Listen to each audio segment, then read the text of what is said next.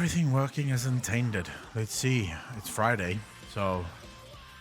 Sup, ladies and gentlemen, Ackle on your end. Welcome back to each and one of you. And of course, if you're new here, welcome to the channel. Remember to hit that subscribe button, hit the like button if you're over on YouTube. And of course, if you're over on Twitch, it's where the magic happens. Absolutely, you should be over on Twitch.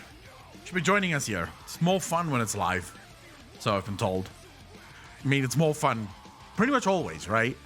I mean, what would you rather do? Would you rather watch porn or have sex? It's always better when it's the actual thing, right? But I'm still very happy for you, even if you're only here on YouTube.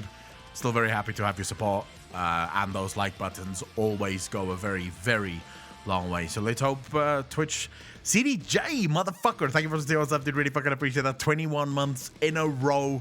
Thank you, thank you, thank you. CD, how you doing, bro? I've got my tea. I'm ready. I'm good to go. Feeling good. Very fucking hot. Jesus. Very fucking hot. Holy shit. Just burned my fucking mouth. Not bad here. Gotta go visit dad in the nursing home in 30 minutes though. Oh shit, CD. How's your dad doing, by the way? Dad doing well? I'm just waiting for Twitch to send out the notifications so I can actually send out the rest of the notifications. The one thing that I fucking loathe is sending out notifications. You've no idea. I genuinely despise notifications. There we go. There we go. The notifications have been sent, so may as well do the posts so we get everyone nice and involved in the fucking streams.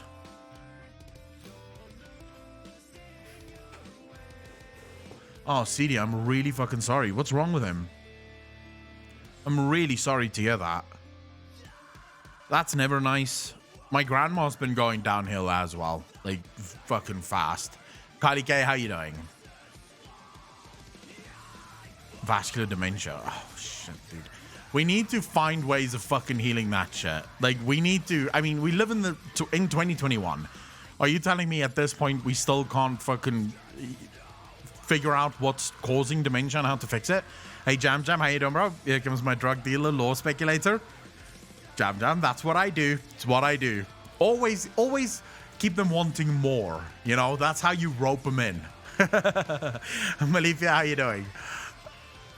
How's everyone doing? How's your weekend? What's your plans for the weekend? Ladies and gentlemen, what are your plans? Morny, thank you for the prime sub, dude. Really fucking appreciate that. 5 months in a row. Thank you, thank you, thank you. Morny, how you doing? Enoch Blade, how you doing, bro? Doesn't help, so I quit. 2.5 years with no smoking for me. That's a good thing. That is a good thing. Makuru, how you doing? What did I want to do? Oh, yeah, I remember what I wanted to do. Fuck. Mickey Moto, how you doing? I quickly wanted to do a YouTube post. Just, I've been slacking like a little bitch. Where are the posts again? I made a bunch of fucking posts and I can't remember where I fucking saved them. Here we go. Okay, I've got them.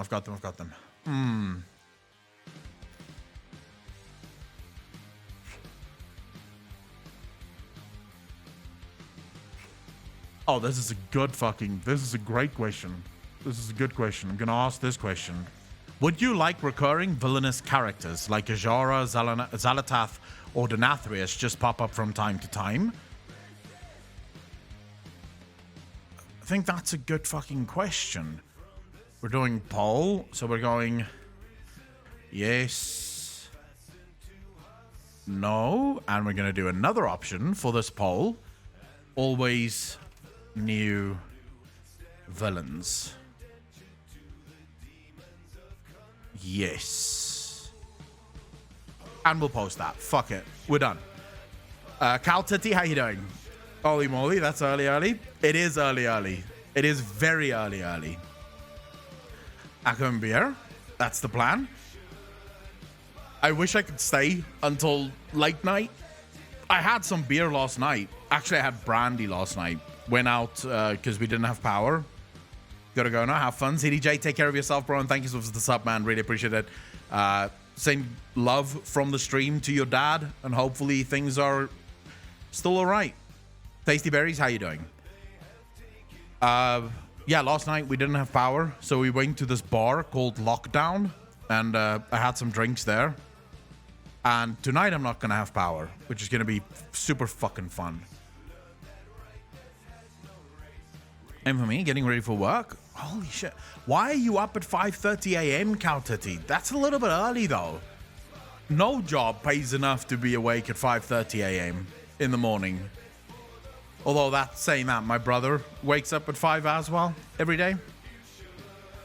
So your place is haunted, Akko. Moni, you and me both. I'm ready to move. I'm already looking for new places to move to. I am so done. You guys will not believe why my internet was down yesterday. My internet just got back this morning at about 11. The guy fixed it. You will not fucking believe why it went down. What about your food in your fridge? Does it not go bad if they cut the power? Tasty Berries, it's only for 2 hours at a time. Usually 4 hours a day. So today my power was out from 10 till 12. And then it's going out again from 6 till 8:30 tonight. And then tomorrow my power will be out, I think, from 2:30 to 4:30. And then from 10 to 12:30 in the evening. My day starts very early. Oh shit. Although crane operators in South Africa get paid good fucking dough. Money, no, I'm getting ready to fuck off. Lion nibbled on your internet wire. If only that was the case, I wouldn't be this pissed off. So yesterday, the Sin family, how you doing, bro? It's astounding. You will have to put up with that. I mean, it's the perks of living in South Africa, always taking you back to nature.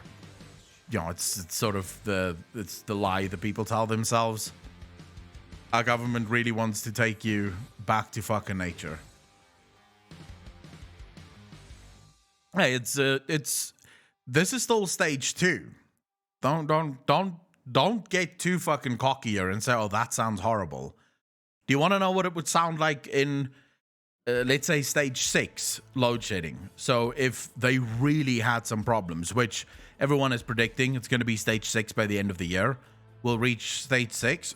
But okay, so here is what my day would look like if we had stage 6, right? Outages. I would be out from 2 a.m. till 4:30 a.m., then from 10 a.m. till 12:30 p.m., then from 6 p.m. till 10:30 p.m. That would have been my day. Now, imagine that we go to stage 8. For those of you that don't know what I'm talking about, that's what the stages look like. That's the load shedding app that tells you when you're off and when you're not. If we went to stage 8, this is what my day would have looked like. From 2 a.m. till 6:30 a.m. Then from 10 a.m. till 2:30 p.m. And then from 6 p.m. until 10:30 p.m. the power will be out. And everyone is predicting that stage 8, most likely December, January, they're going to run out of electricity. So they're going to have to start pushing to stage 8 load shedding. That's long, because it's 4 hours at a time. That's 12 hours a day that you're off, that you don't have power. So for half the day, there's no power. Coolest Cat, how you doing? Elodie, how you doing? Enough late, I wish I fucking could. I still don't know. How do you run out of electricity? Well, it's very carefully, from the understanding that I have at least. Go Shot, how you doing, bro? So how you doing? Maldorf, how you doing, brother? You take all of the power stations that was given to you in 1994. For those of you that isn't aware of how South Africa works, prior to 1994, South Africa wasn't a democracy. We were, I guess you could call it a dictatorship, but it was like, it was apartheid, right? That's the thing that made my country famous. But you take all of the power stations that was given to you in 1994. So not given to you, but when the ANC became the new government of South Africa, they inherited the power stations, right? Because all electricity even then was supplied by the government. Eskom is a very old company. They've existed for like 100 years almost at this point. So, you know, they Eskom just became the ANC's. Then you never do any maintenance on them. So you don't touch them. All of those power stations, you just leave them. They just keep working and working and working. The money that you get to build new power stations and do maintenance on the old ones, you sort of hand out and do plan parties with, you know, give to your friends, give to the different ministers. Everyone drives new cars, builds mansions, lives in luxury. And then in 2008, you, for the first time, realized that everything is now broken. So after, you know, a good fucking, 14 years of the power stations basically never being maintained, they're now breaking down and suddenly there's no electricity. So from 2008, you start making all of these promises that you're going to fix the electrical grid. You spend trillions of rands on a nuclear power station that never gets built. The trillions of rands, by the way, also gone. It got the name Nuclear Gate in South Africa because the money's gone. All the trillions of rands are gone and the nuclear power station was never built. People were paid. Like, a lot of people got money for the building of the power station. The power station just never got built. You also then spend billions of rands on power stations, like coal power stations, that is built wrong. Because we have 2 new power stations in South Africa, both of which doesn't work, Kusile and Medupi. Both of them doesn't work optimally, and the reason they don't work optimally is because they're built for coal from the US, not coal from South Africa. So it's a different gradient of coal that they were built for. So South African coal from South African coal mines doesn't work in the new power station. And then those don't work. In the meantime, all of those power stations that should have been retired already is being pushed to the absolute limit because, you know, you don't have power. That is how a country runs out of electricity. No, this is literally the story of how South Africa got to where it is now. This is literally the story. So I'll give you guys a quick example of some of the wastages. We now have a new CEO for Eskom. So Eskom just got a new CEO. The guy's name is Andre de Ruyter, which is sort of weird because it's the first time that someone who isn't aligned with the ANC gets a job inside the government. Because the ANC has this sort of official policy of what they call cadre employment, which means only employ people that is part of the party. Never employ people outside of the party. So Andre de Ruyter gets the job. He came from the private sector. He was like, I think he was the CEO of one of South Africa's biggest medical aid schemes. And when I say scheme, I'm not talking about some sort of Ponzi scheme or anything, just proper medical aid, right? Medical insurance. But he takes over from Eskom. What is a roll of toilet paper in your country? One roll. If you wanted to buy one roll of toilet paper, what would you pay in your country for that roll of toilet paper?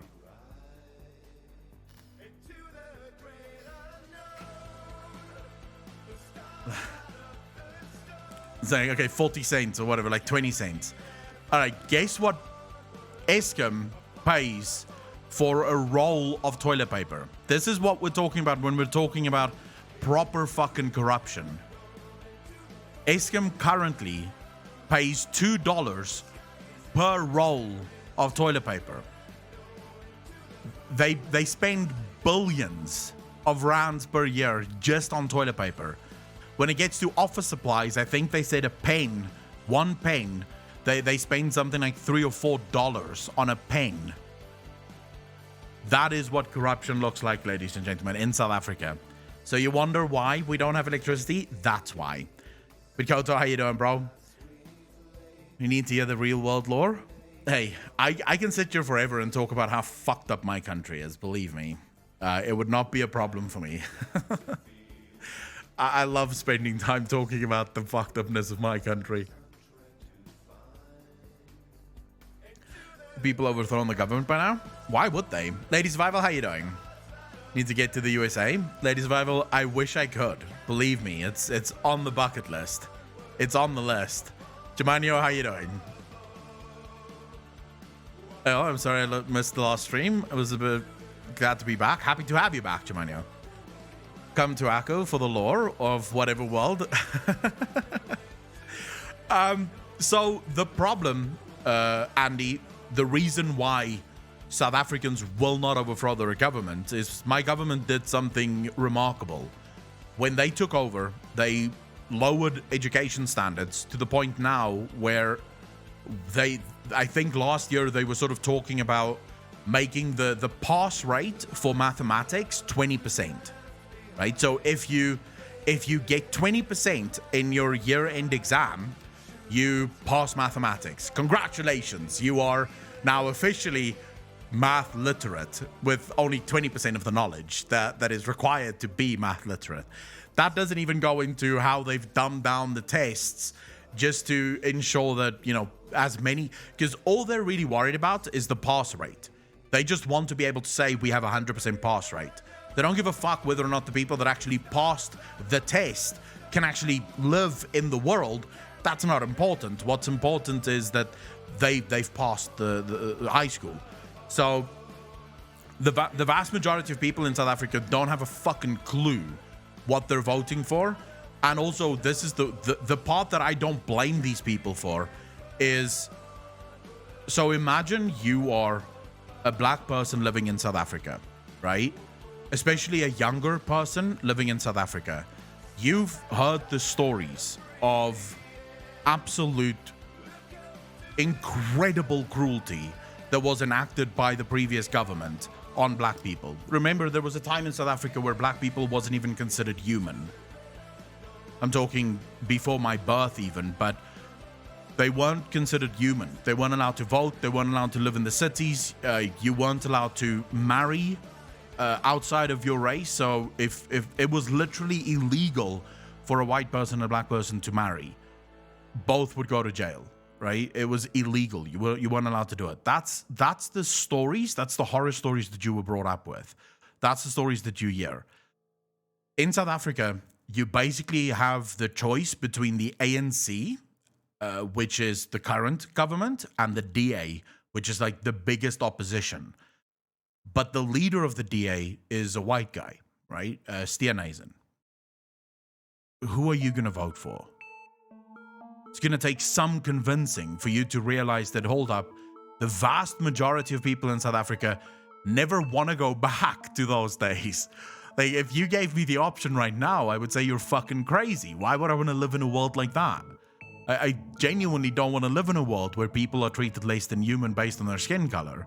That's a stupid world to fucking be a part of. But of course, they're not going to be able to do it. No, he's not a racist at all. No. The DA was actually anti-apartheid. They were one of the parties fighting the apartheid government to overthrow apartheid. So no. Not racist at all, but it doesn't matter because you're unschooled, you're uneducated, and you've heard very bad stories of what happened, what used to happen. You're not going to vote for a white guy. There's no fucking chance that you can do it. So I don't blame people for it. Everyone's just sort of hoping that the current government gets their shit together and sort of fixes things, which is probably never going to fucking happen, but you know. So happy you're streaming.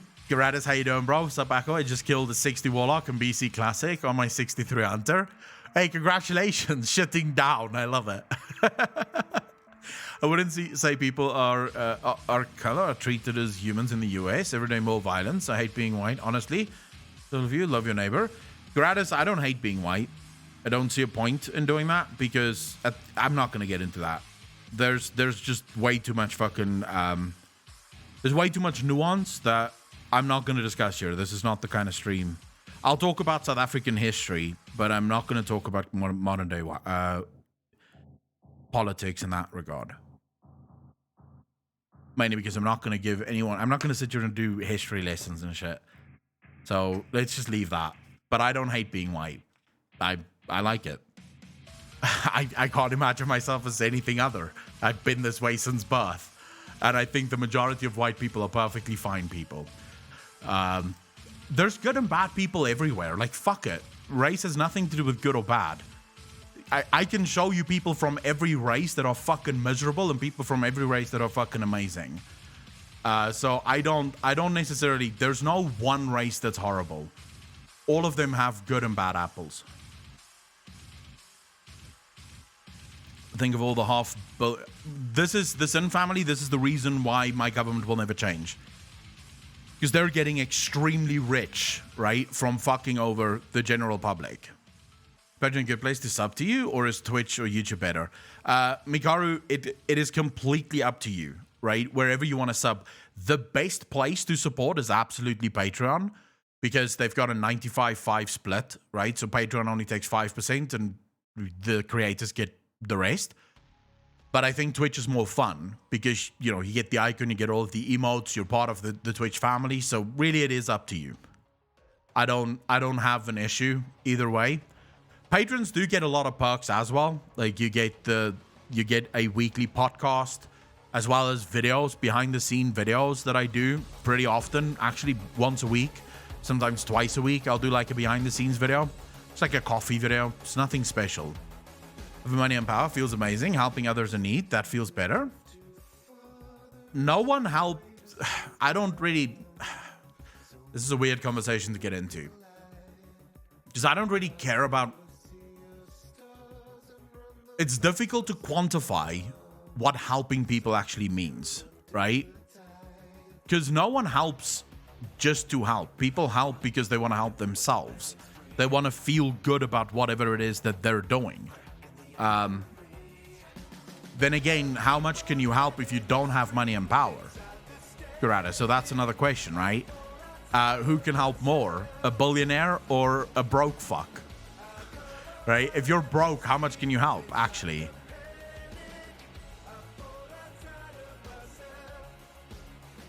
Yeah, there's no such thing as selflessness. No one does anything. With complete altruism in mind. I agree, Zako.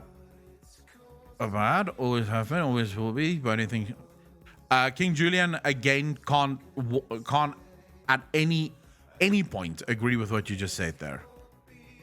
Because I know a bunch of Arab people that are absolutely fucking amazing that doesn't agree with half the bad shit that is being done. Look, bad apples are bad apples and it's people. It's a human thing. There's always going to be bad people within humanity. You can't fix that. And that's not limited to one group or one belief system. There's just bad people everywhere. And you just have to fucking figure out who's the good people and only spend time with the good people. Perfect, just me, no one else. Although, I'm pretty sure you're not fucking perfect.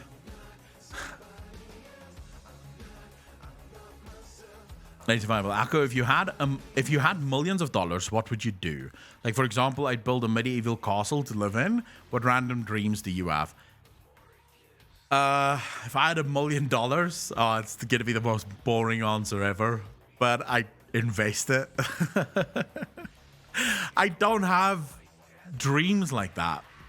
So, where I want to live, for example, is a cottage by a lake. That's where I would want to live. Somewhere remote that has great internet, but nothing else. Yeah. I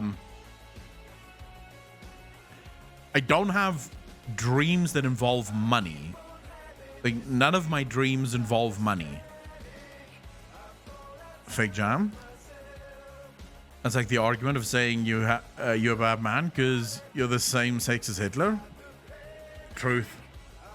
High-class education, shelter, and food is something everyone should have access to allow members of your own species to live in such squalor, and without education is, I'm not religious, a mortal sin. I don't think... So, having access is different to having it, right? Having high-class education would happen if you allowed the free market to do... Look, at the end of the day, education is where it is because government involvement, that's my belief anyways. Shelter and food, yes, we could argue that is a human right. But I would argue that the means to provide yourself with shelter and food is a human right. Shelter and food is not a human right. Because in order for you to get shelter, someone else had to build the shelter. In order for you to get food, someone else had to make the food. And their service is not your right. Right? Their service, they're not your slaves. Therefore, you can't be forced. They can't be forced to provide you with free shit. So I don't believe in free shit. But I do believe that everyone should have access to provisions that allow them to buy their own shelter, get their own food, stuff like that. That's my belief, at least. Brun, how you doing? I realize that's not a popular belief, because I believe one of the most popular things I've seen these days are messages of billionaires shouldn't exist and all sorts of things like that. So I realize my views aren't popular, and that's fine. What can I say?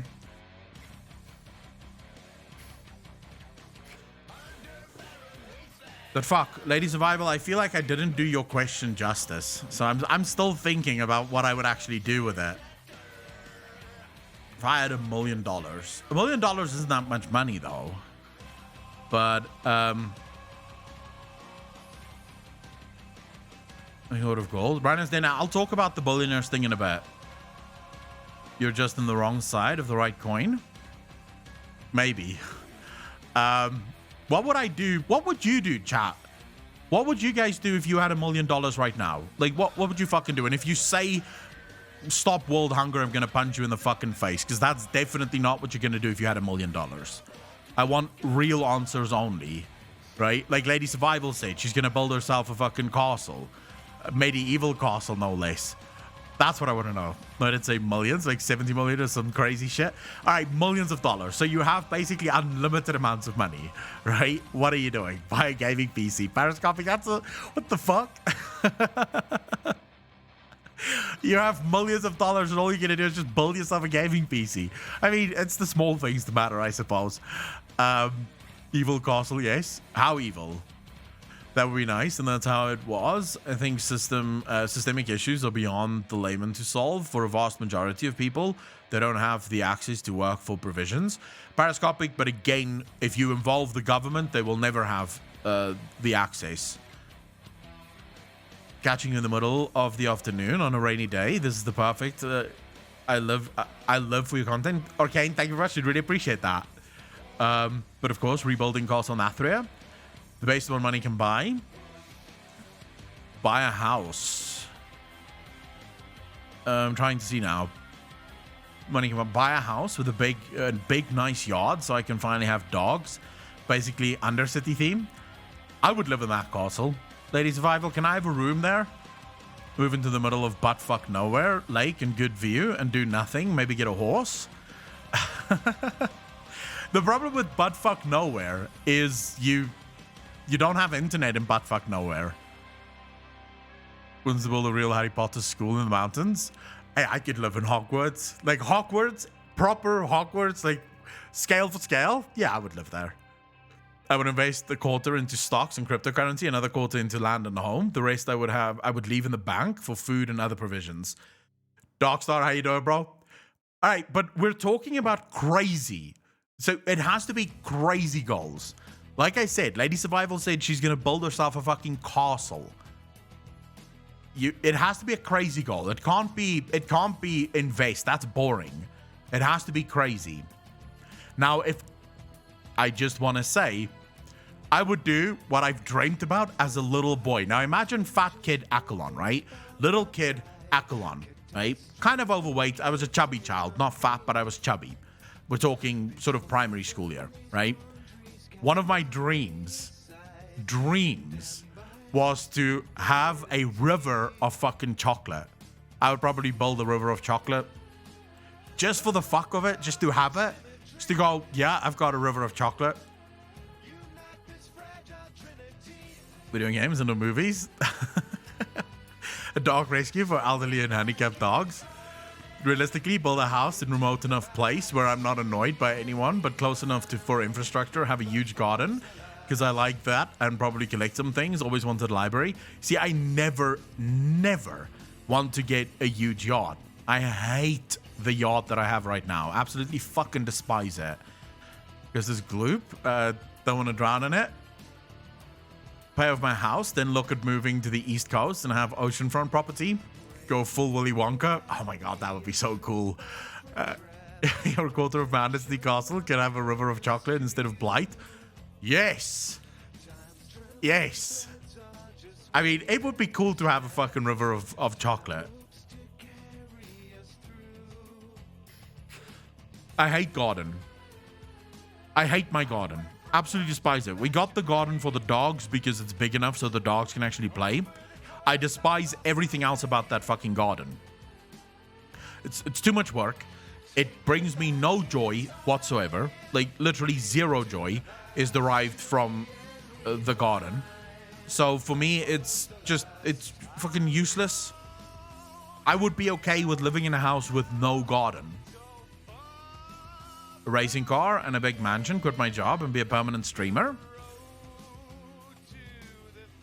I mean, I'm already doing that, so I don't have the millions of dollars, sure, but I am already living the dream of being a permanent streamer and a YouTuber.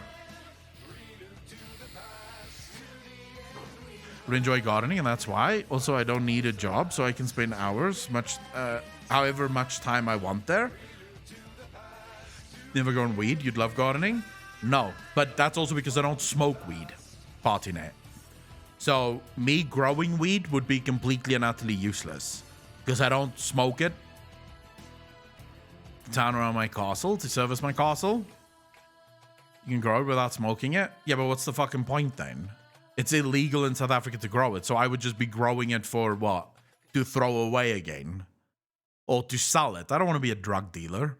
I don't need that kind of stress in my life. I don't want to be looking over my shoulder every time I see a cop. Oh my god, he knows. He knows. Fuck. He must know. No thanks. I'm okay. I'm okay living like the straight and narrow life. Logically, wouldn't the first thing be leaving South Africa? If you're talking about like proper, if we're talking proper dreams and not completely fucking over the top stupid dreams, yes. First thing I would do if I had unlimited amounts of money, doesn't even have to be unlimited amounts of money. This is my plan for the next year, maybe two. Get my ass over to Texas, find myself a nice apartment in Texas, Dallas most likely, and yeah, just keep working. That would be the plan. Of course, it all teeters on the question of America's economy and where that's going to go. Because based on what I'm seeing, it's not going well. You know what I would really do with gazillions of dollars? Make an MMORPG with no bullshit, just a straight up game that's fun to play. One of my biggest dreams with this channel is to fund my own video game. I want to use the money eventually from this to make a proper video game. Come on, Akka, have some fun, live a little. Like a shirt I saw once said it's only illegal if you get caught. Dude, but the problem is the stress. It's like, for example, when you cheat on your girlfriend or your boyfriend. The amount of pressure that puts you under, literally no girl or guy is worth that amount of fucking pressure. Alex, how you doing, bro? Infinite amounts of money, buy Blizzard. All right, we're actually going to talk about an article here, Blizzard 2.0. Have an article that we're going to be discussing today.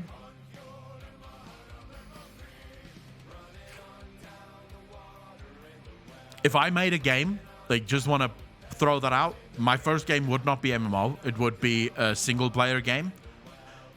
It would be no pay to win, no cash shops, no fuck all. Just here's your game, enjoy the game, great story, great gameplay. There we go. I would make 3 of those single-player video games, right? And then I would use the world that I've just created in those single-player games to make an MMO.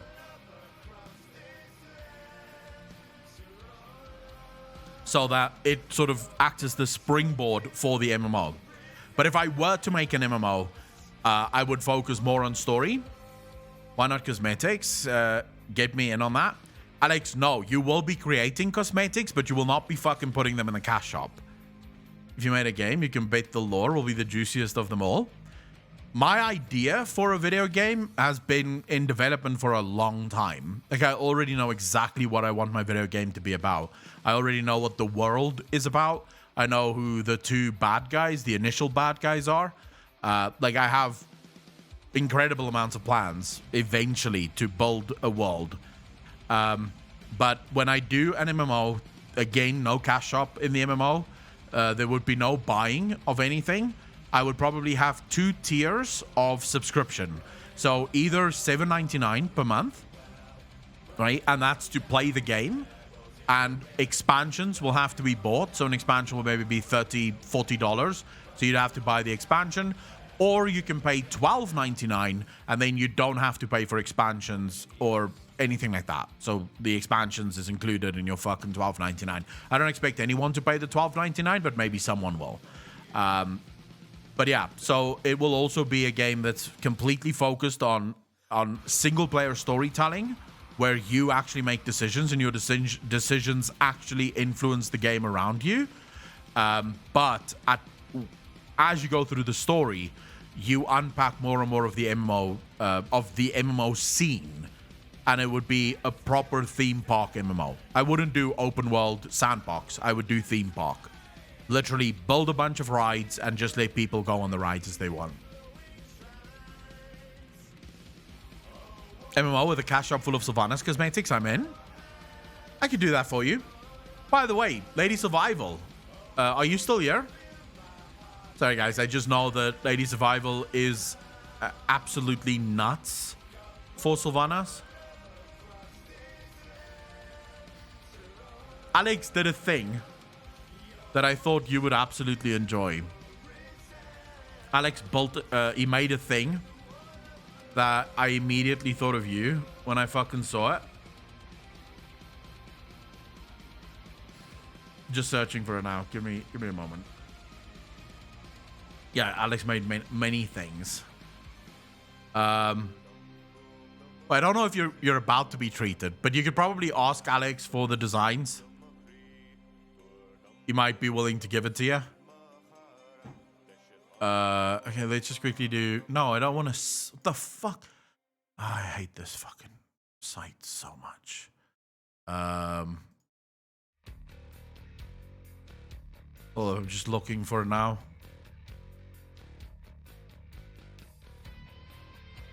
Oh, yeah. Here we go. Okay, this is not the only... I'll show you everything that he did for it. I hope it all shows up. I'm going to be so pissed if it doesn't. No! Why doesn't it all show up? Anyways, here's the first one. The fuck is this? Why is my Twitch screen share not working? Hello? It's broken. Okay, that's weird. It changed itself. This is currently monitor number 1 and this is monitor number 2. I don't get why. I don't get why, but it's changed somehow. So this is the first Sylvanas shirts. Sadly, this is really sad. It doesn't want to show me the other things. I'm going to have to go look for them in a second. Because I think we made a cup of it as well. Alex, we did do a cup, didn't we? I hate being from South Africa and trying to do this. I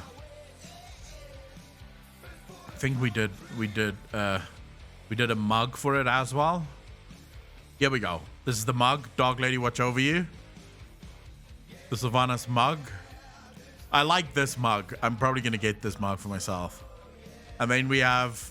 I need to find it though. This one. Although I've seen your face mask, which is really cool, but this is the first face mask we've made.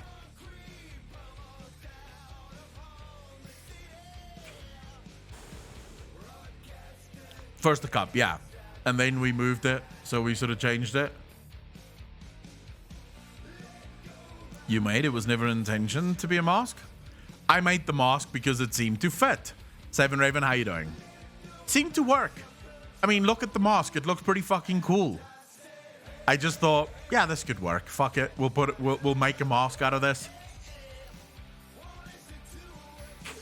Although, from what I understand, if you're in the US or in the EU, or probably anywhere else in the world, it takes like a week or so. Only South Africa, it does not work. It doesn't work at all. So in South Africa, it takes about 6 months to a year for things to be delivered here. So I don't order from Teespring at all.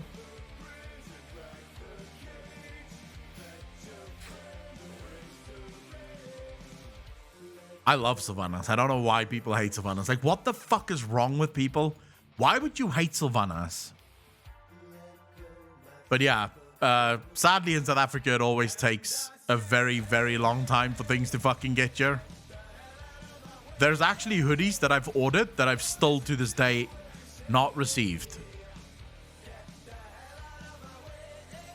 But I need this hoodie, by the way. The toxic as fuck, the green toxic as fuck hoodie.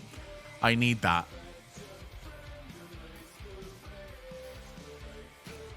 I'm well aware. If you guys haven't seen it yet, Lady Survival on her YouTube channel has a bunch of videos about her packing up her room, moving to the US. She's moving to her fiance in the US. And there is more Sylvana stuff in that room than there's actual room. Where's the link, Echo? Yeah, this is not going to work.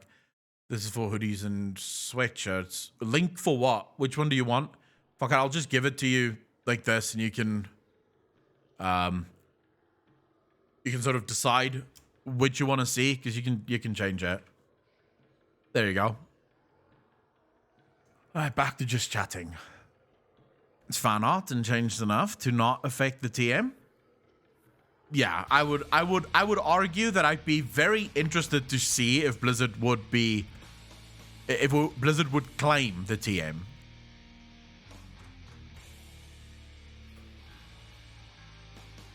But yeah, the merch shop is sort of, we don't do a lot on the merch shop. We could probably do more on the merch shop. But to be fair, neither me or Alex really focuses on the merch shop. Question, I'm painting some skeletons for my tabletop game. Should I go rusted iron armor or old bronzed armor? Rusted iron armor. Moni. Bronze armor could be fine, but not on skeletons. I would go with rusted iron for skeletons. I worry about that stuff. Oh, 7-11, yeah. I don't know enough about that stuff. I just trust whatever Alex tells me. Working on a Deathwing themed shirt at the moment. Fuck, I'd love to see that. A Deathwing themed shirt would be off the wall. I don't know, merch is a weird thing for me. Could you guys get away with a shirt? Get away with a shirt with a blight barrel on it that says toxic as fuck in green blight letters. I'd legit buy that ASAP. Isn't that what the toxic as fuck? No, it doesn't have the barrel. But I'm pretty sure Alex could do that. So here's what we have. Here's the toxic as fuck hoodie, right? Alex could probably change the emblem, the toxic emblem at the top to a barrel.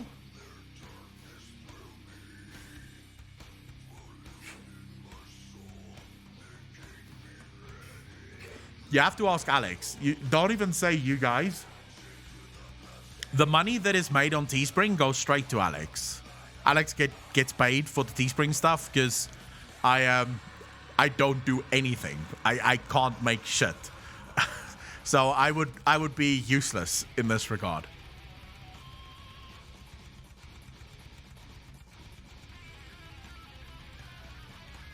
I just love these letters. I love the look of the green toxic as fuck hoodie.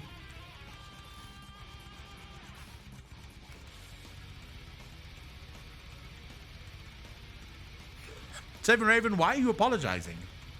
People are busy. I understand that. Believe me, I know what busy feels like. I think the hoodies look amazing, Germanio. Find it and post it on Discord in a bit. Yeah, you can just give Alex whatever it is that you need. I can't do this. So if you gave it to me, there would be no point.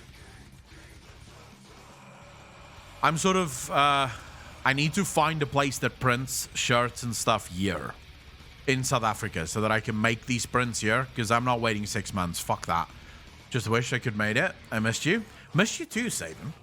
I miss the regulars. I think the new sort of earlier streams does put a lot of the regular viewers in a bit of a bind, because a lot of you can't fucking make it in the newest hours. Although today is a lot earlier than usual. So I do have to say, this is not the normal time that we'll be convening. We're only doing this because my power is going out. How big of the face mask? Like Akko big or pimple head fit? I don't know. I genuinely don't know. But to be fair, masks don't really fit me to begin with, because my beard is in the way. So, don't look at me when it comes to masks. Like, legit, every mask that I wear, just the beard takes up way too much space. And I'm not cutting the fucking beard. I don't care how dangerous the beard is. Lore question. Now we have more info on 9.1. What do you think Blizzard's plans are with Sargeras' sword? They did say it would come into play in Shadowlands. Gyarados, everything that we know about 9.1, none of that answers that question. None of that answers that question. So I don't know. Like, I genuinely don't know. I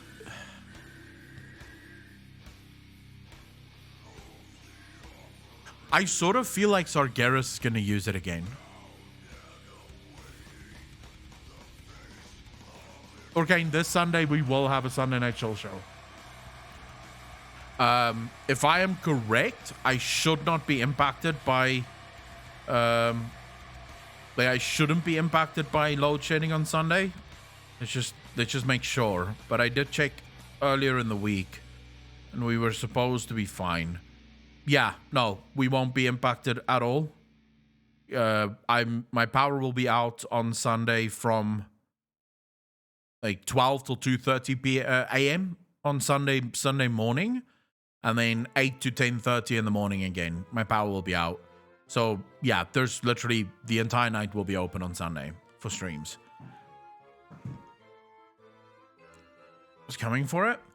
I don't think Zuval cares about that. I do think, though, that Sargeras is going to come back and sort of fix his problem. Like, one of the problems that he helped create. My guy wears the long kerchief ones to cover face and beard all in one, like a bandit mask. My brother has one of those as well. I hate masks. I just have to be very clear here. I despise these masks. So I only wear them whenever it's absolutely required of me to wear them. Otherwise, I take them off. Like, the second I'm in an open area space, it goes off. And I don't give a fuck. It's open air. People shouldn't be close to me anyways at that point. So I'm not going to go out and buy a mask. Every mask that I own, I got for free.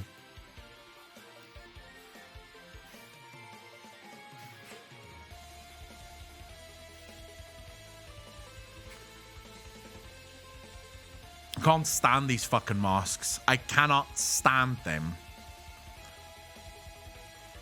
Beer expert, how you doing? It's torturing what?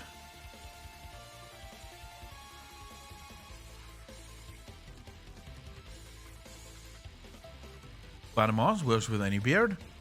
I'm too used to wearing them now. I feel weird when I don't. That, and I notice my annoyance with people is more visible without them. I still love not wearing the mask. I don't know why people get so used to the mask, because I fucking loathe the mask. It makes it hard to breathe. It's not fun breathing through the mask. It's a hassle because you constantly have to remember the fucking mask before you go out. You have to wash it the whole time, which is such a bore. No, we can fuck off the mosques. I already had COVID. I don't have to worry. Fuck.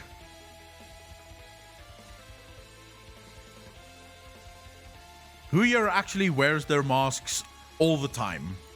No questions asked. It would probably continue because you like the mask.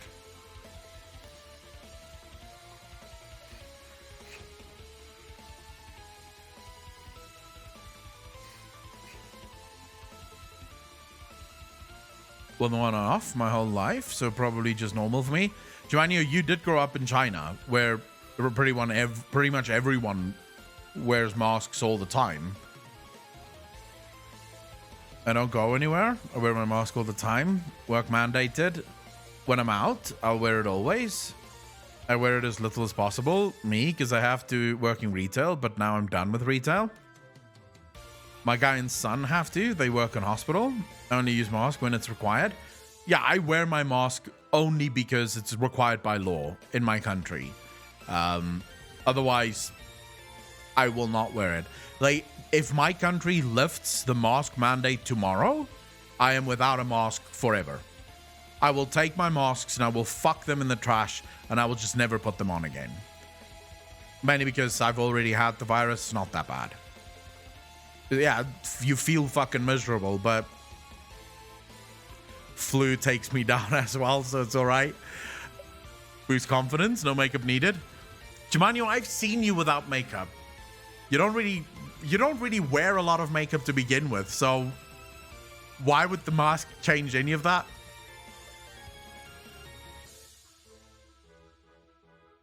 Parascopic, the truth is that even in places like Texas and Florida, where they've lifted the mandate months ago, first and foremost, the spikes that they were supposed to achieve wasn't there.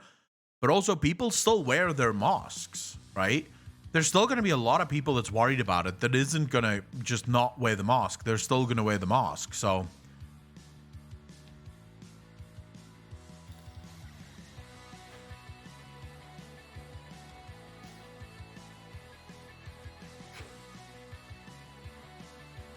Personally, I don't like mask mandates.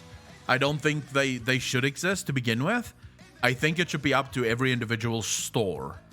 So if you have, like, if a store wants to mandate a mask, they should be allowed to. But I don't agree with the government being able to mandate it.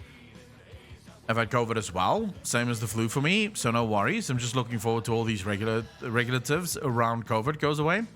I'm in Florida and can confirm that. It's about 50-50 with people wearing masks in public now. Jay Barros, how you doing, bro? People that's worried about it is going to wear the mask, right? And that's fine. If you want to wear your mask, you should absolutely be allowed to wear your mask. And if you're wearing your mask, I don't need to wear my mask because, well, you're protected from me. We're good. Mokachil, how you doing, bro? No, you've not missed much of anything. We've just been discussing all sorts of random crap. Lord question, how do you think the 9.1 end cinematic will be? Will Bliss show us Zuval taking the Arbiter's essence? Garrus, no. On that one, we're already seeing Zuval move on the Arbiter right now. Right? The thing is, we already see Zuval going after the Arbiter now. I personally think, and I can't answer your question in detail because I genuinely haven't thought that far ahead yet. You'd have to leave me with that concept a little while so that I can let it stew and come up with something. But what I will say is I have a feeling this expansion is going to take a massive left turn somewhere. And fuck knows where that is going. It's moving too fast. The pace of the expansion is too fast.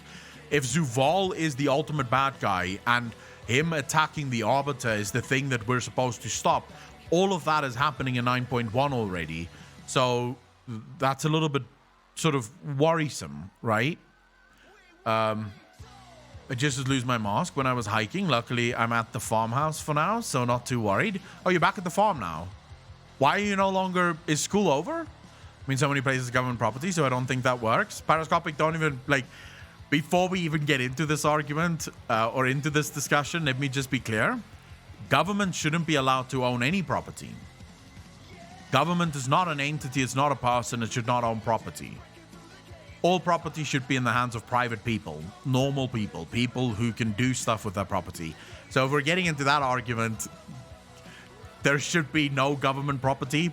I would go so far as to say even government buildings where government resides in should be fucking owned by private people.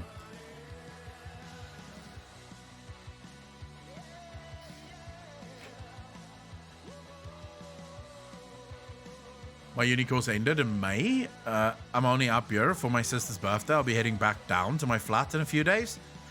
Wait, but if it's already ended in May, why are you going back? I agree, Periscopic, sadly.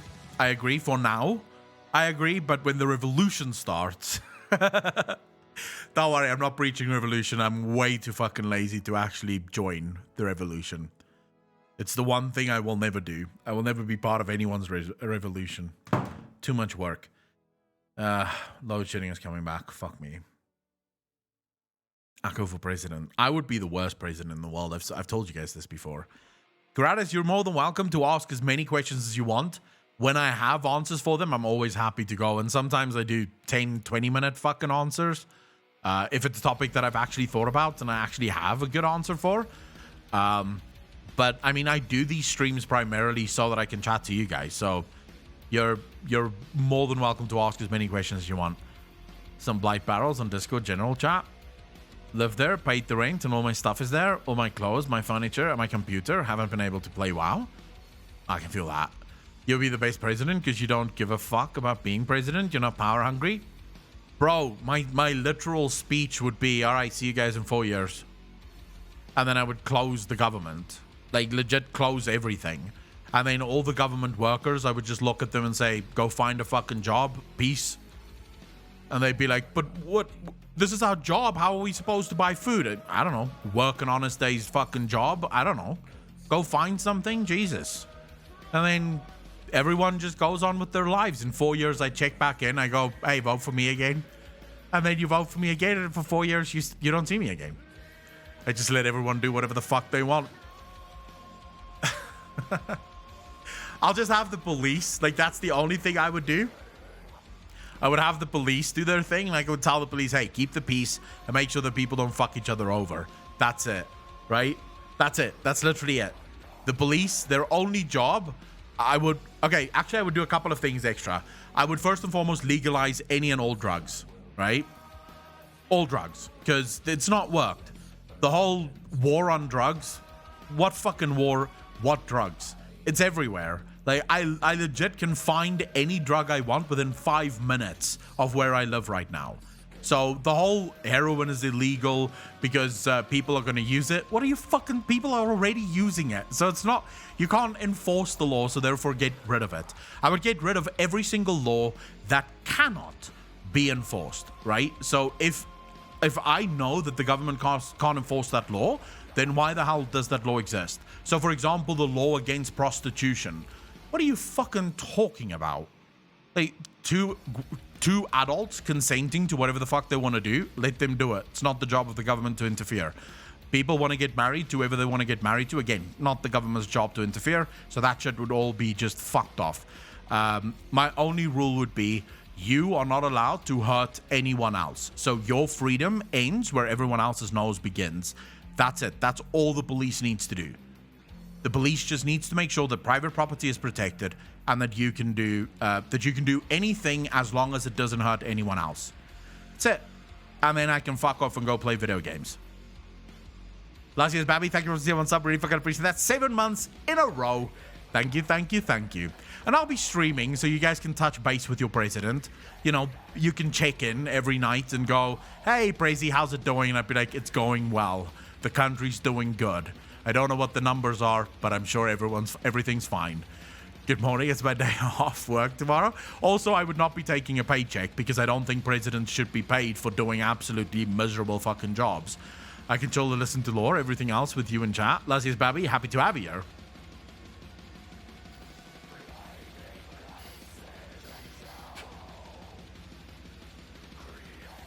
I believe anarchy is the future of literally the world, by the way. I think governments have shown that they fail completely. I think democracy is the most evil system ever created in the history of the world because democracy is nothing other than mob rule. And also, we're usually ruled by the stupidest people in the room. which is never a good thing. So I think we need a bit of a break. I don't know. I just feel like the world could do with a break from all the fucking leaders, because they're all morons. I've asked this question before, but I'll ask it again just to make sure. How many of you look at your leader, whoever your leader is? I don't care, don't want names. I just want to know, how many of you look to your elected officials and go, those were the smartest people in the room?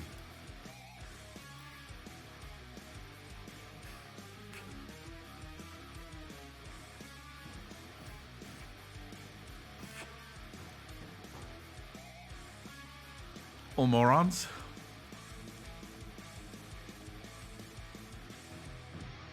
No chance. There we go. Well, ours became a 9gag meme, so... Although, anarchy will not fix anything. Let me be very clear. Anarchy is not utopia. It isn't utopia. And I'm not promising utopia. No anarchist is. I'm literally not telling you that you should expect a dream life. But the fact of the matter is, democracy has not delivered utopia. Communism hasn't delivered utopia.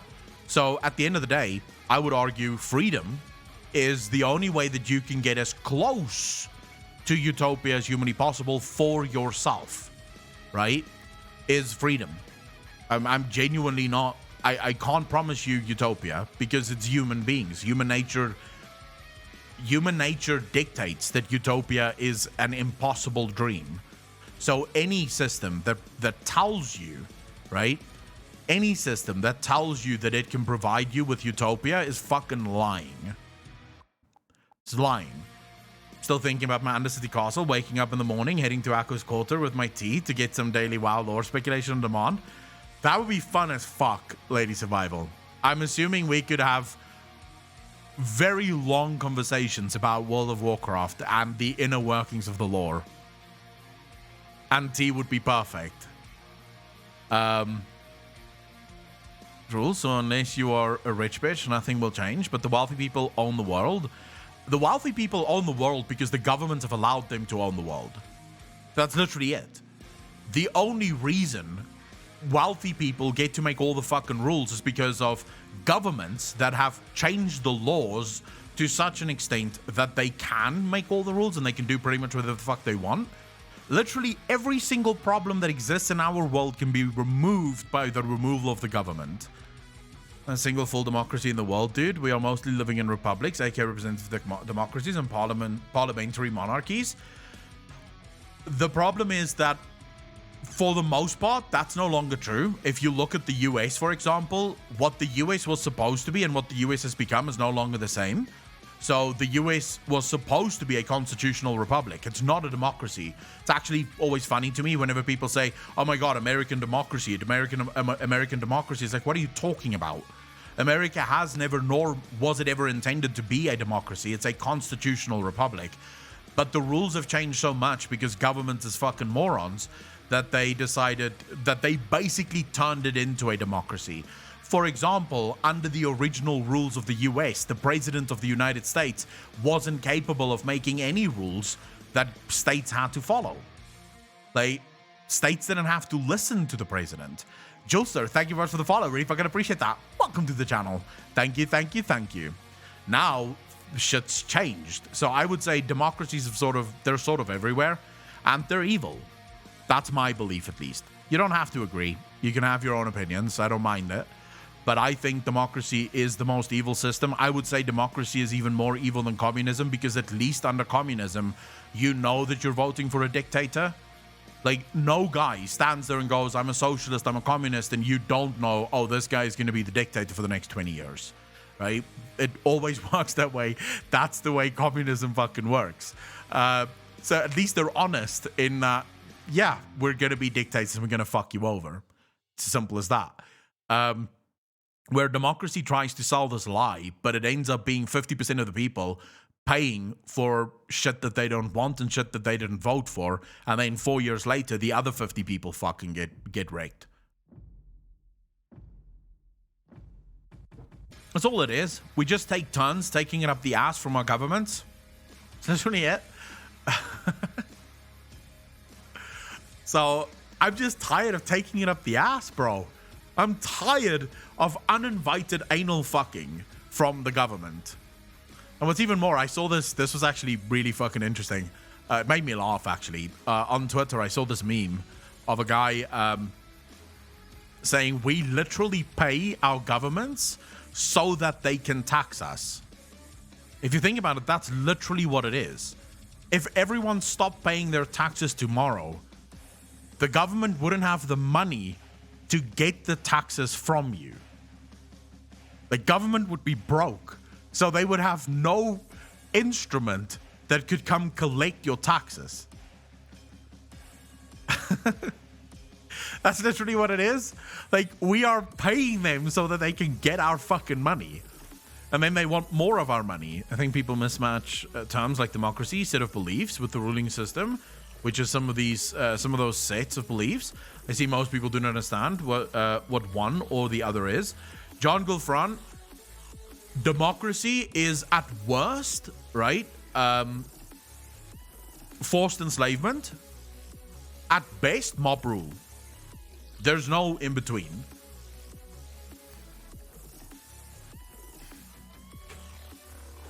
Oh, Brune, me living in South Africa should inform all of you to hate your governments, because I live in a country where the worst part of a government is showcased every single day.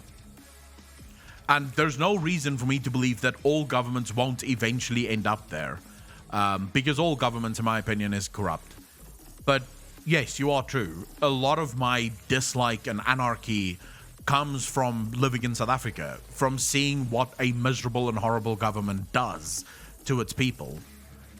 They would just print more money, as they have been doing a lot lately. I mean, without taxes, no amount of money printing can save you at that point, because as soon as, look, if people just stop paying their taxes for a single month, inflation would be through the roof, because the government would have to default on literally all of their payments.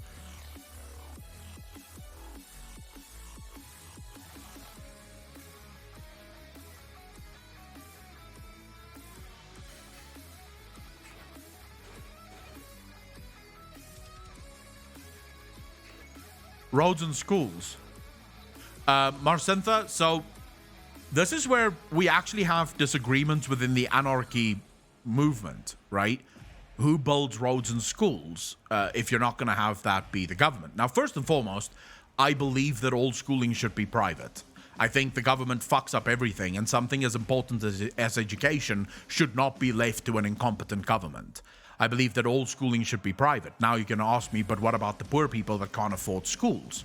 Well, there are charity systems in place exactly for that reason. I'd be happy to contribute to charity in order to make that happen. But this is also somewhere where the government can get in, right? So if you invented, it's not even an invention, it's something that has been spoken about quite a lot by people like Milton Friedman.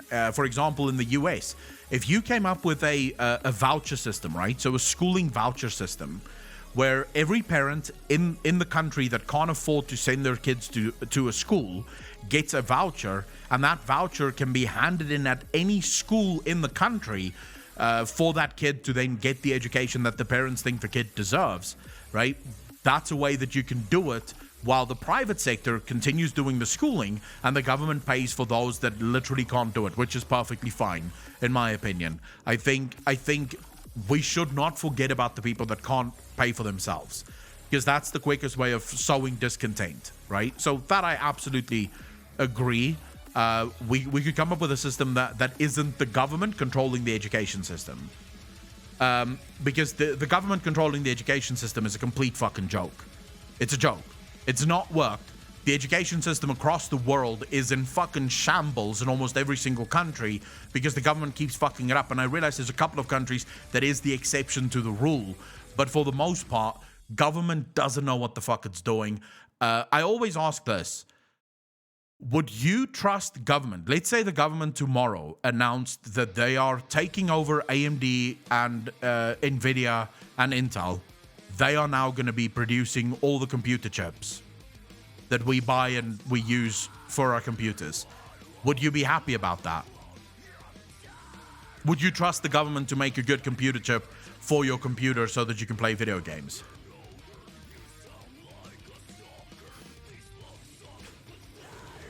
Then how the fuck do you trust them with education?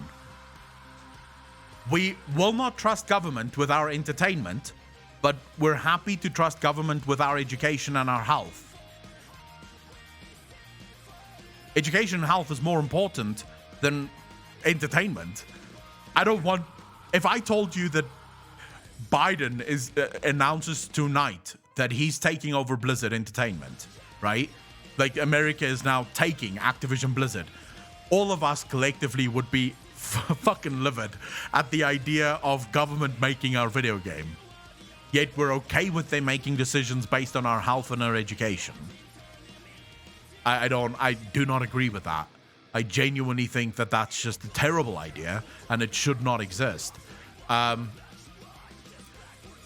my mind, you can come up with private insurance mechanisms that keeps cost very low, right? First and foremost, increase competition, ensure that there is a lot of competition within the market, but then the government only helps out in the instances where people can't afford it. And there is actually countries that do it that way.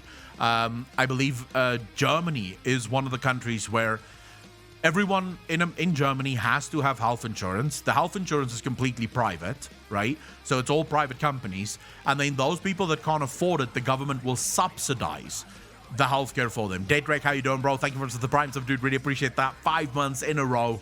Thank you, thank you, thank you. Germany is one of those. Holland, I believe, is one of those.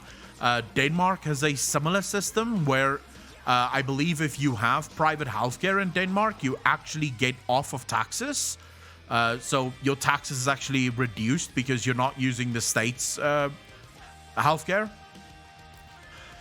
So there are ways to do it where the government helps those that are in need of the help, but the private sector still provides the service.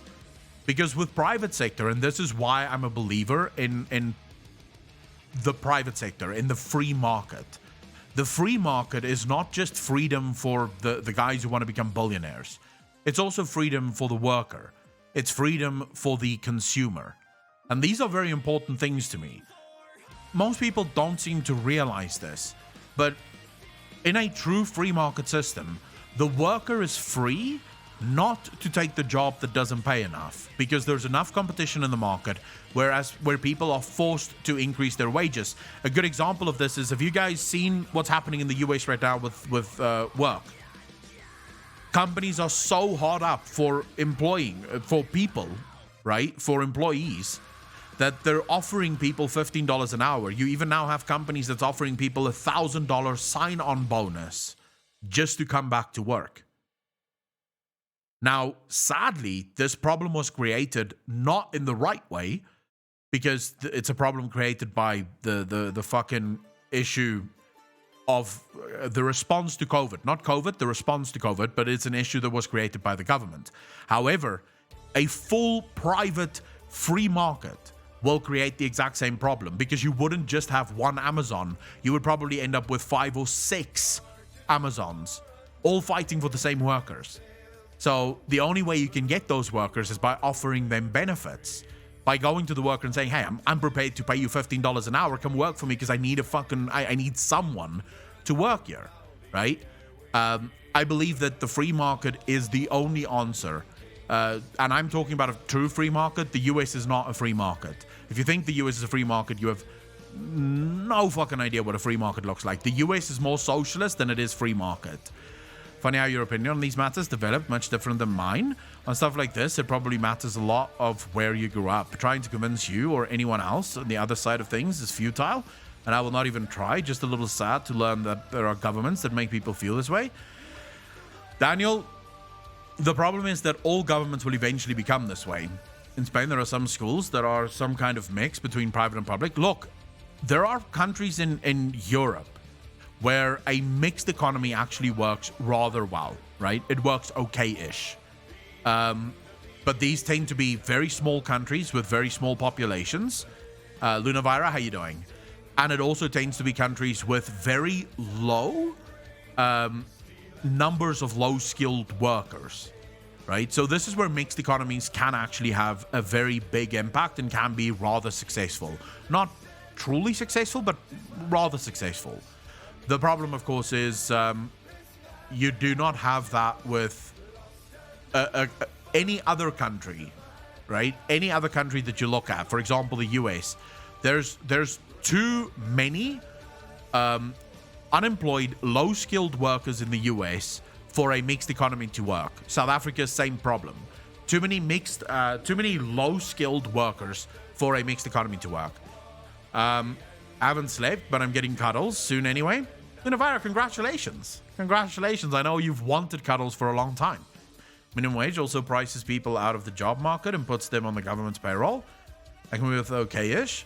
Okay, so let's rip apart any country with more than 30 million in population. Although that's not what you need to do. You just need to give people freedom. Just as well as the other things you mentioned.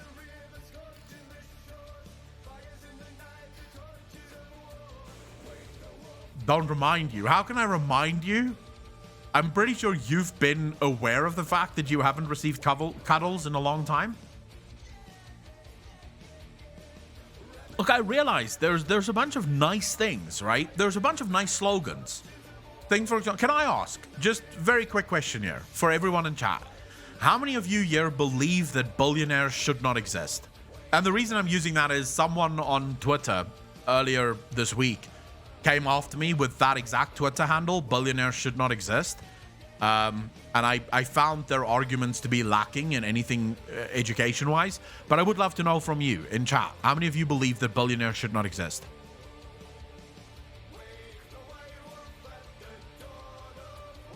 When I get them, I forget for a time. When you get... That is horrible. So you just forget about the people that gave you cuddles? Holy shit. Their existence or non-existence doesn't change my life in any way. Me, I don't care. Why shouldn't they? Most billionaires have worked their ass off to get where they are. Disagree, they of course should. If they made a product service that made them that much money, sure. When you reach 999, you should donate the other to charities and to improve things in the world. Small amount of them, but only a couple of billion each. All right. My first question to everyone that believes that billionaires shouldn't exist is, what do you think gives you the right to their money?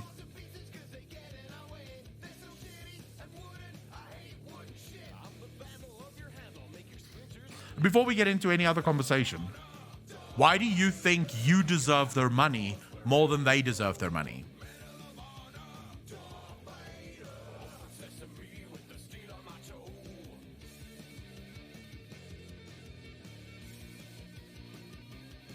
As a whole, but then again, it's still not mandatory for them to help anyone but themselves. So who should get their money? Why are they not allowed to make the money that they make? All of you said that they shouldn't exist. Now, the only way for Jeff Bezos not to make his money, right, not to make billions, is one or two things need to happen. All of us should stop supporting Amazon and stop buying from them so he loses all of his money, or someone should take it from him. I asked you guys, should billionaires exist? Yes or no? Some of you said no. Some of you said you don't care. Now I'm asking you, what gives you the right to their money? Because I'm assuming most of you will continue to buy from Amazon, but you don't want Jeff Bezos to be a billionaire. So the only way that we can get Jeff Bezos not to be a billionaire is to take his money, right? So who gets his money? The employees that help build the business should get their money.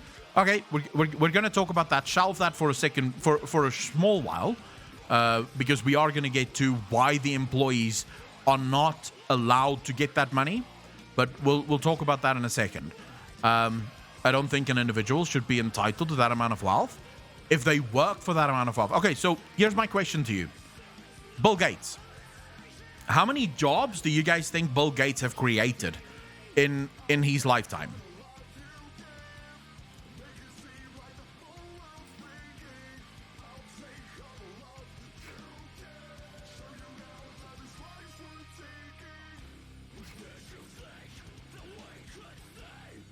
Here's the problem. Bill Gates have not just created jobs for everyone that works at Microsoft, he's also created jobs for literally every other company in the world. If you use Microsoft Windows or any other Microsoft product, you have Bill Gates to thank for the fact that you have a job, right? If you're using any sort of software basis that uses Microsoft as the base of that software, you have Bill Gates to thank for that job. It is all it's thanks to Bill Gates. How much more money? Now, someone here said that they should, Luna, I believe it was you that said they should contribute more to the economy.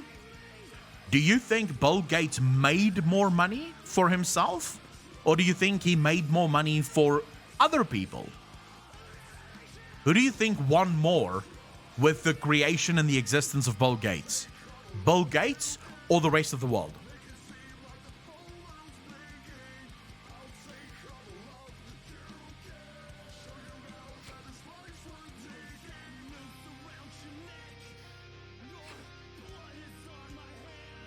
I can tell you now that Bill Gates have created far more money in the general economy of the world than what he's extracted from it. Bill Gates have created far more wealth than what he himself is worth. Far more. Okay, so billionaires already contribute a shit ton of money to the economy. In more ways than you could think, by the way. Just billionaires putting their money into the stock market, by the way. Where do you think the money goes that goes into the stock market?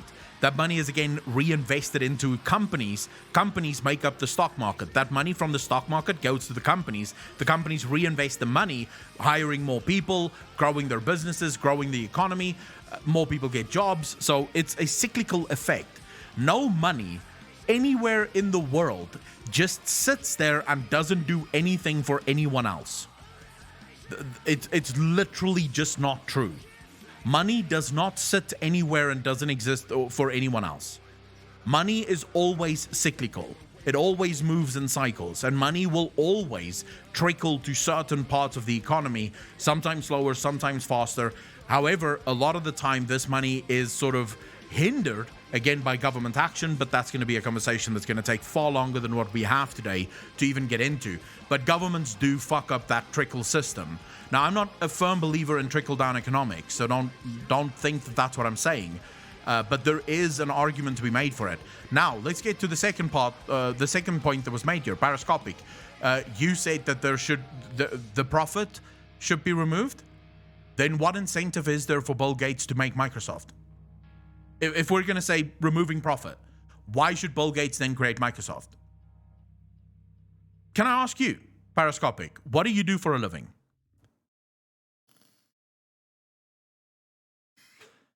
No one does anything for the betterment of humankind. Not a single person in this chat has ever done anything altruistic. I can guarantee it. No one does anything that is not selfish. Everything that you do, even when you go to the fucking hobo on the corner and give him $1, you are doing it for yourself. You are doing it so that other people can see that you're giving him $1. You're doing it so that you can feel good about yourself giving him $1. You are not doing it for altruistic reasons. There is no such thing as true altruistic compassion. It doesn't exist. People do things only for themselves. You're human. That's just a fact. Altruism doesn't exist. Okay? The question that I pose once again, if you remove profit, what's the reasons for doing it? Quick question. How many of you have jobs in chat right now? How many of you have jobs right now?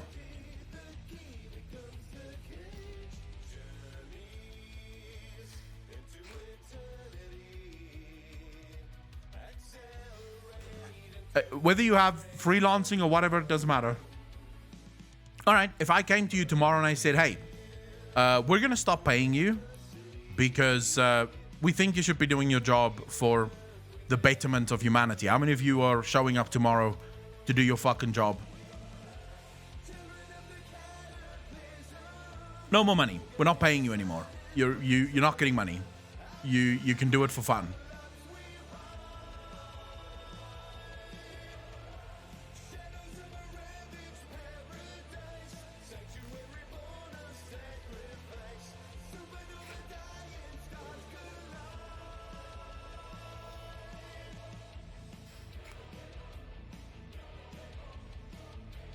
All right, so if most of you would quit your fucking job tomorrow if I told you that I'm no longer going to pay you, why are you expecting Bill Gates or Jeff Bezos or Elon Musk to do whatever they do for free? Well, then that's a curiosity that depends on if we still have a way to sustain ourselves in the process. Would the money system as a whole be shut down? If the money... let's imagine that the money system as a whole is shut down. Although this is not a conversation that we can have here, because in order to have that conversation, I would first need to explain to you why people do jobs from a psychological perspective. If we go down to the psychology, people do jobs because they want to feel helpful. They want to feel as if they're making a difference. They want to feel a part of something. If you removed jobs from the economy, which would happen if you removed money from the economy, there would be no reason to work, so most people wouldn't fucking work, right? This would also remove people's ability to find meaning in their lives. Work is meaning.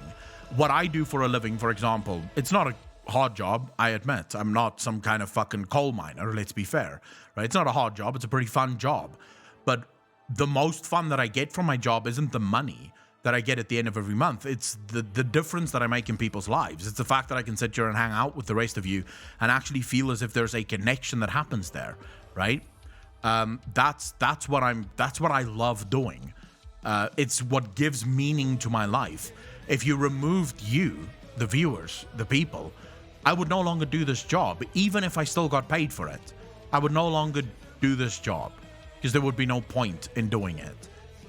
Because the joy isn't so much the making of videos, even though I do love making videos, but the true joy is from the contribution that I make to society through what I do. The fact that people can tune in for 2-3 hours a day and during a live stream and sort of escape and maybe have a discussion, even though today isn't as much escaping as it is a discussion, right? Of very real world shit. And I'm sorry for those that don't give a shit about this conversation, but the fact of the matter is, it's my contribution that I make to society. It's selfish though, it's not altruistic, TL. It is selfish. I'm doing it because I like knowing that I'm doing this. I'm doing it because I like knowing that I'm making a difference in people's lives. It's still selfish. I am the most selfish person on the planet, and I know it. Because at the end of the day, it's still the feeling that motivates me that I get from knowing that it is me that makes that difference in other people's lives. Your lives being enriched is not as much the reason as the feeling that I get from doing it. That's why I told you there is no such thing as altruism. It's all selfishness. Now, selfishness is not a bad thing. I believe firmly that selfishness is actually a very good thing. I believe people should be very selfish with themselves, with their time, with their loved ones. You should be selfish. Because selfishness, in regards to what I do, can be a very good thing, right? I give people the ability to escape for a couple of hours and sort of deal with things that they don't, or sort of get away from things that they don't want to deal with. I'm doing it for selfish reasons, but my selfishness does lead to something better, right? It leads to a good outcome for a lot of people. My selfishness isn't hurting a lot of people. Now, of course, you do get selfishness that does actually hurt a lot of people, and that is bad selfishness, and that is stuff that we should absolutely oppose. But for the most part, selfishness is a very good system, right? In my mind, at least, selfishness is very good, and it's something that people should embrace. The fact that we think that it's a vice, I don't get. I don't understand that. It doesn't make sense to me why people think selfishness is a vice. Anyways, back to the original topic. Let's take the third point that was made in chat. People say that they think workers should get some of the money.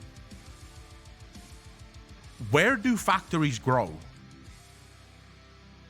Like, where do factories come from?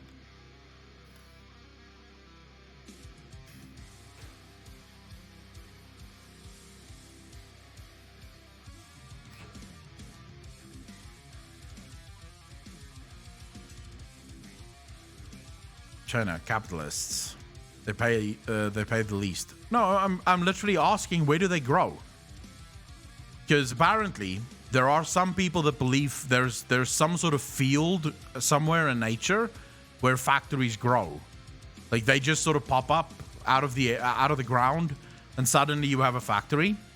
And then now the first come first serve. You know, the first guy that saw it, that touched it, it's his factory now, and now he's the owner of the factory. In truth, it couldn't be further from it. Factories come from one guy that has a dream, an idea, something that he wishes to achieve. So let's take something simple like a pencil factory, right? A factory that makes pencils.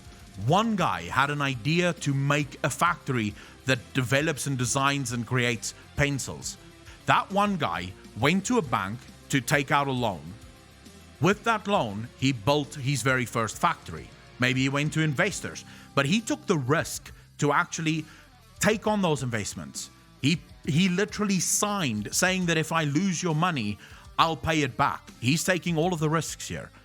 He then went to another guy, right, who also took a risk to start his construction company, to buy all of the tools, to get all of the people, to get all of the premises, get all of the equipment, get all of the raw resources. He goes to that guy and says, hey, can you build my factory? That guy then says, hey, I will build your factory, but for this price. And I will do it for more than what it's worth. Why? Because I want to make a profit on this. Because if I'm not making a profit, I can't expand my business, I can't pay my workers. There's a whole bunch of things that happens, so I need to make a profit. The guy that owns the factory, that's now getting the factory built, now goes to machine makers, and he talks to the machine makers, and he says, hey, can you build me a machine that actually allows me to make pencils? The machine maker then says, I could, but I would need to do a lot of research. It's going to be a lot of time to make sure that the machines work. I'm going to have to get paid for this because it's going to be a lot of work. So I'm going to need steel. I'm going to need rubber. I'm going to need screws, bolts, oil, what have you. I'm going to need a shit ton of things in order to build all of these machines. Again, the one guy that wants to make the pencils is taking on all the risk because he's paying for all of those machines. Now all of the machines are there. The building has been built. Now that guy goes and he pays for the utilities. He pays for the water. He pays for the fuel. He pays for the raw materials. He pays for the managers. He gets some workers. At no point during any of this did a single worker take any risk. So why the fuck is the worker entitled to a part of the profit? The worker hasn't taken any risk. If the factory goes bankrupt tomorrow, it is the owner of the factory that will have to pay back all of the money that he borrowed. If the factory burns down, it is the owner of the factory that will be left with all of the debt. The worker can go find a new job. He's not going to be left with any of the debt. He's not going to be fucked over by the crippling debt that the factory leaves in its wake. The factory owner, on the other hand, he's fucked. Let's not talk about going to the government, because government bailouts is the most anti-capitalist idea in the history of the world. It is the most evil thing in the...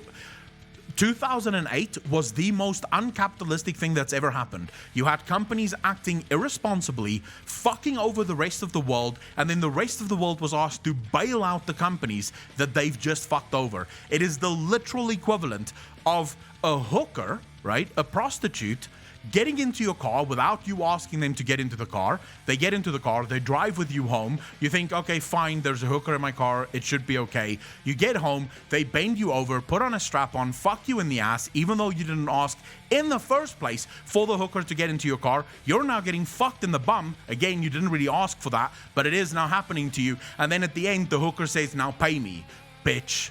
That's literally what happened in 2008. Governments are not allowed to bail out companies. If a company fucks up, it's the company's problem. That company needs to go bankrupt, need to pay back their debt.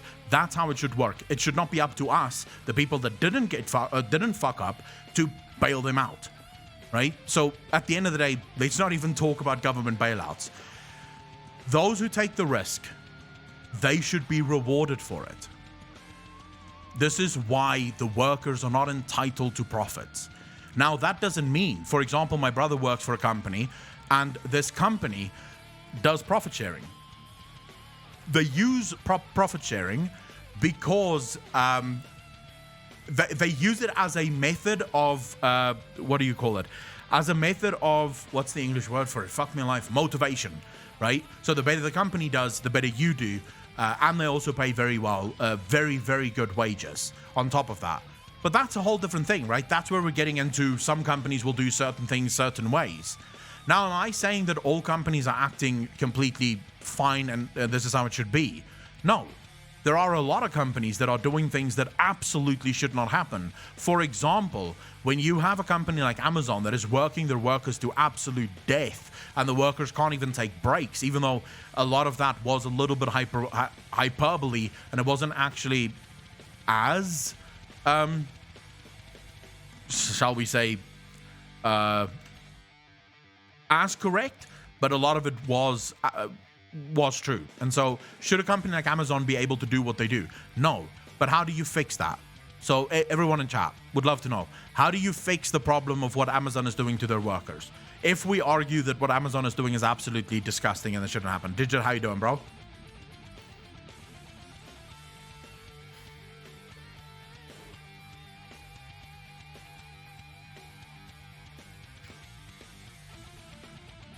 You don't need laws. You literally do not need laws. You need competition. That's all you do. You need competition. If you had 2 or 3 Amazons, Amazon wouldn't be able to treat their workers like shit because the other 2 Amazons would immediately capitalize on that and actually create better working conditions for their workers so as to remove Amazon from the picture. And Amazon can't afford to lose all of their workers. So at the end of the day, competition is how it should happen. The whole problem with breaking up monopolies is monopolies exist because of government interference. There's nothing wrong with monopolies. Monopolies are not initially, or monopolies are not inherently evil. Monopolies that is created through the government is the problem. That's the biggest issue. Had competition until he bought them all. TL Stan, the thing, so the reason Bill Gates was able to buy all of these competition was again because of government. Now, this would take a very long time to go into every piece of legislation that's ever been passed, but I'll give you guys a good example. One that very recently, well, I say very recently, it's a few years ago, but people should still remember it. How many people in chat remember net neutrality?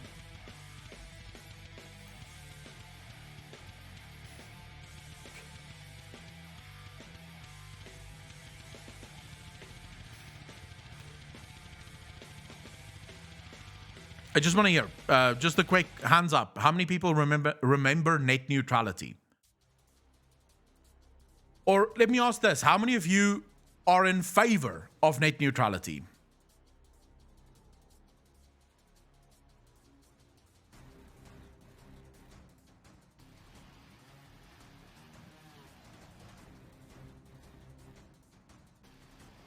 All right. I was a bit young when net neutrality was first introduced by Barack Obama. So at that point, I wasn't really paying attention too much to net neutrality. However, I do remember at the time, it was sort of hailed by every single one of the internet companies as a massive win for the internet, which sort of at that time made me wonder why. If the whole bill is literally aimed at you guys being less scumbaggy, then why would you need a law to not be scumbags?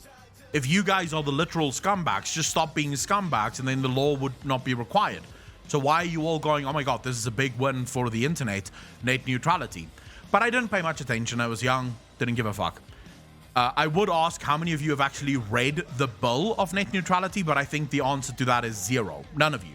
You literally just listened to whatever Barack Obama and the other politicians told you, and you thought this is an amazing thing. I actually did do the due diligence of reading net neutrality when it was being repealed.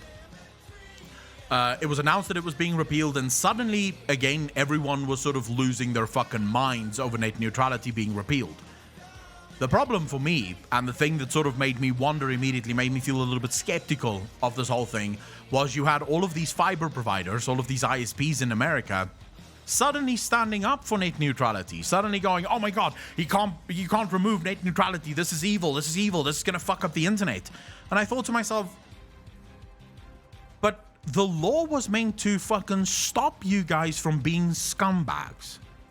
So if you are now saying that this law is a good thing, then how about you just don't be scumbags, and then we don't have any of these problems, right? Then it doesn't matter whether there's a law called net neutrality. Who cares? You're not scumbags anymore. We don't need the law, right? How many people are still with me here? How many people are still following along with what I'm saying?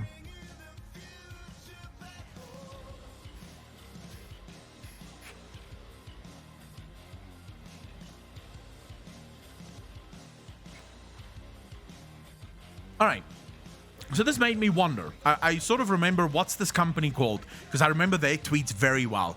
It's one of the worst ISPs in the US. Like, everyone complains about them.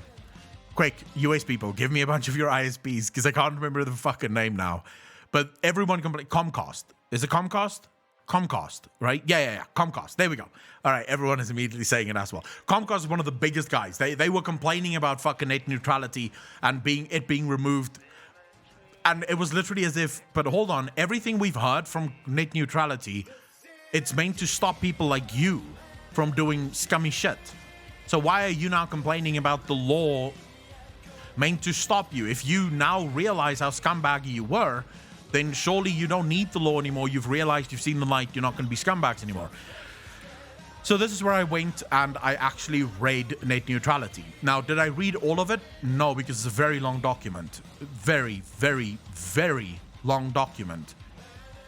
I would say about 95% of the document has fuck all to do with net neutrality, the thing that everyone was told it's actually meant to do. It's got nothing to do with that, right? The document is called net neutrality. It has nothing to do with net neutrality. Instead, the document does a bunch of things that reading it all, TL, is very difficult. First and foremost, I'm not a lawyer, so a lot of the language is nearly impossible. It's one of the reasons after reading that document where I actually said, hold up, we need a new law in the world where governments are not allowed to pass legislation that isn't written in normal fucking English. So you're not allowed to pass legislation that isn't written in normal English. You could absolutely see that this was created for lawyers by lawyers, right? It wasn't created for the normal human being. But at the end of the day, I still read the vast majority of the document. I still went through all of the headlines, read what most of the headlines had to say about fucking what is required. The things that I stopped reading about was when you get into the individual requirements that companies would have to sort of adhere to in order to be ISPs. This is what that document was actually about. Net neutrality had nothing to do about keeping the net neutral. It had to do about destroying competition for the big companies within the country. Because if a new company under net neutrality wanted to start a fiber business, they would need 50 lawyers just to comply with all of the restrictions that the government places upon them. The compliance office of a brand new company that already doesn't have the money because they're a brand new company would have to be huge to ensure that they're complying with all of the fucking rules and regulations within the bill. At the end of the day, net neutrality is the most anti-business bill probably in the history of the fucking world. It destroyed any new company because no new company could comply with all of the rules. Some of the rules were completely moronic. So there's a rule, for example, about, I'm trying to remember now, wireless receivers, where you weren't allowed, like, wireless receivers had to be a specific size. It couldn't be smaller or bigger than that specific size. And also, it had to be placed at a very specific height. And the height could not be achieved if you, for example, wanted to pay someone to put it on their roof. It would be too high. You weren't allowed to do that. So there were very specific sort of regulations. I remember reading through it and thinking, this is fucking stupid. Like, none of this makes any sense. Why would you have these regulations? That's the problem with government. That's the problem with laws.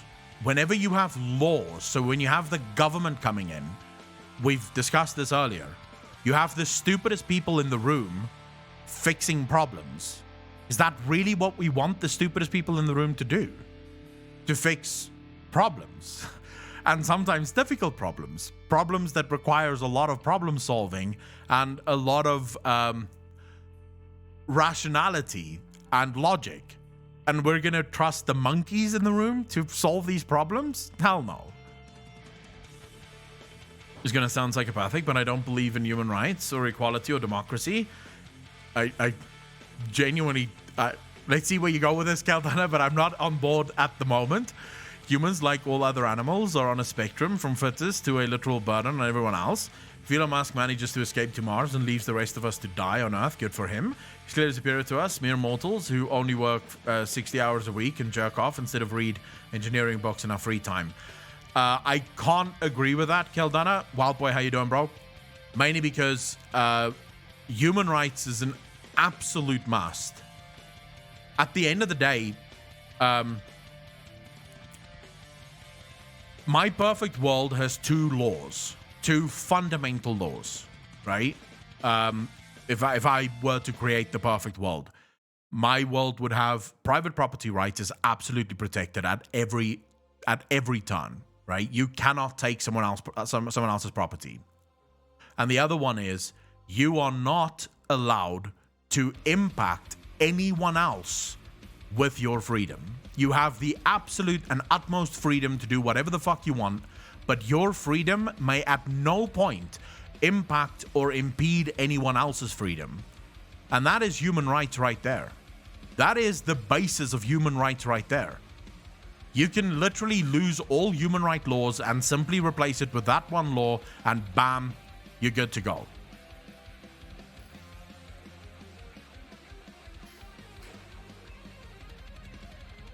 Kildana, because humans are mine. They're my species. They're part of me.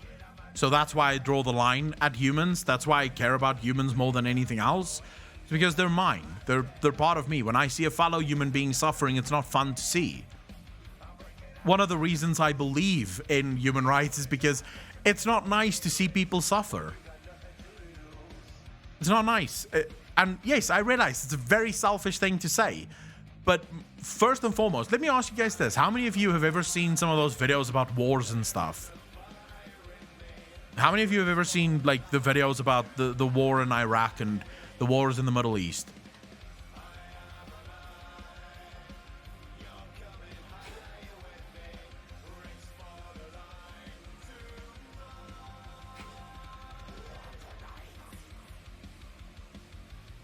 At the end of the day, right, if you look at those videos, what do you feel?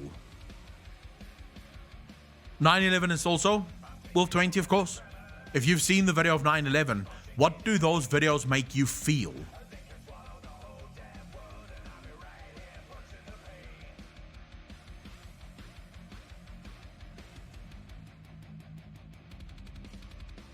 It hurts. It fucking hurts. It's not fun, right? So this is why we need human rights, because I don't want to see people suffering. One of the reasons I believe in charity and one of the reasons I give to charity is because I don't want to see human suffering. And if I can give a little bit to make sure that that suffering ends, then that to me is a good thing, right? That to me is something that I think, again, it banks on my selfishness, but it works. But I still get his point. At what tribe do you draw the line? Humans. Humans. I don't care about race. I've never really given a fuck about it. I had my... Look, I was brought up in an extremely divided country where people did not mix at all, right? So, yes, I was brought up in a country where I believed some pretty stupid shit when I was a lot younger. I have lost all of those beliefs. I no longer give a fuck about that. I don't care what race people are. If you're human, you're my people. That's it. You're my people if you're human. I believe animals should have certain rights as well, but I do not believe at any point an animal's right should ever supersede that of a human's. Sophia, how you doing? Ferraris, how you doing, bro? Yeah, South Africa has a very weird history.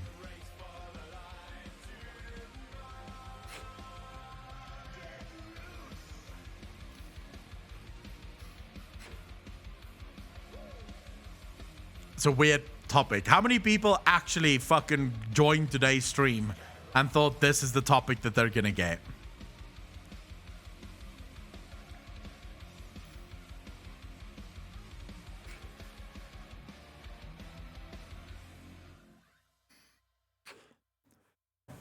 I thought maybe. I didn't plan. This was not a planned topic, just by the way. I genuinely look at the title for today's video. That's terrible. Hey, Dasso, thank you very much for the $10, dude. 911. I've seen my father go off to Operation Desert Storm. I've seen spouse abuse with my sister and her ex-boyfriend. I've seen the poor. It kills me to see people suffering. Dasso, thank you so much for the $10, dude. Really fucking appreciate that, and I agree with you. I haven't seen nearly as much horrible shit, but when I see people suffering, it hurts. It's not fun. And I don't want it to happen. I want that shit to stop. So yeah, at the end of the day, for me, it's absolutely imperative that humans are protected at every point in time. Humanities at Shiraz University. Girl, then I know. Accidentally clicked on Twitch and found you already streaming, Akalon, but never mind. Digit, fuck you for not actually showing up when we started the stream. How dare you? I literally just joined. What are we talking about? DK Kalen, we were talking about politics.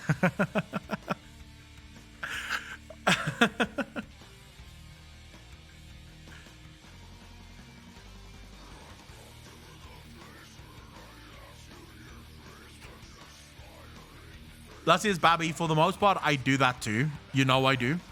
For the most part, I prefer to focus on World of Warcraft rather than trying to focus on politics, but I don't even know how the conversation went this way, but it did. And on Twitch, I'm far more relaxed when it comes to talking about politics than what I am on YouTube. Yeah, we had to start a little bit earlier, Digit, because my power is going out in about 40 minutes. As a response to your... Please read what he's studying. I think you've been elected to be a part-time counselor for some viewers. Sophia, I'm happy to be that. I'm happy to be that. Even though I do believe that you're fucked if you listen to any advice that I give. It started with power outages and went downhill from there. I most probably, I have two rules. Don't fuck with my life or my money. Extremists on both sides of my enemy. DK Kalen, thank you for the tier 1 sub. Really fucking appreciate that. 2 months in a row. Thank you, thank you, thank you. But yeah, you should never take my advice for anything. Whenever I say anything, you should just go, what the fuck does this fat cunt know? And that's all you really need to know. That is the wisest course of action that you can take. All my opinions are just that. They're opinions, and I'm always happy to have them changed. If your argument actually... if your argument holds water, I'm happy to change my mind. Yes, Teostan, I absolutely believe that drugs should be 100% legal. And my reasoning for this isn't because I use them. I don't use drugs at all. My reason is because the war on drugs hasn't worked. What's the point of having a law, no drugs, and then drugs everywhere? It's not hard, right? I believe every single one of us can find whatever drug we want within 5 minutes, walking distance from your house, if you really wanted to. So why have the war in the first place? It's literally just a drain on the taxpayer, and it leads to horrible things. For example, the whole war on marijuana leads to people being thrown in jail that did fuck all wrong other than having a banky on them. Like, what the fuck are you talking about? That person isn't a threat to society, right? The whole point for prisons, right? Prisons exist so that we can remove the threats from society, like murderers and rapists and things. Even though I think I'm sort of on the fence about the death penalty, but when it comes to rapists, I'm sort of not on the fence. I think the death penalty is what they deserve, because I actually do believe, I think rape is worse than murder, because at least in murder, the person that you murdered is gone, whereas with rape, the person that you've done that to has to go on for the rest of their lives living that. But those are people that we want to remove from society, right? We don't want to have those people in our world. The problem for me with drugs is I don't have a problem with the guy smoking up. Like, if the guy fucking lights a fucking joint, he doesn't bother me. I don't want to remove him from my fucking society. It doesn't matter, right? So why are we throwing those people in jail? They didn't do shit. It just creates more horrible circumstances, because if you're thrown into jail, once you get out of jail, you're going to have even more problems finding work, which is going to push you even more into a fucking into a criminal lifestyle. How many of you would do heavy drugs if they did? Maybe even just try? I wouldn't. And I think most people wouldn't, right?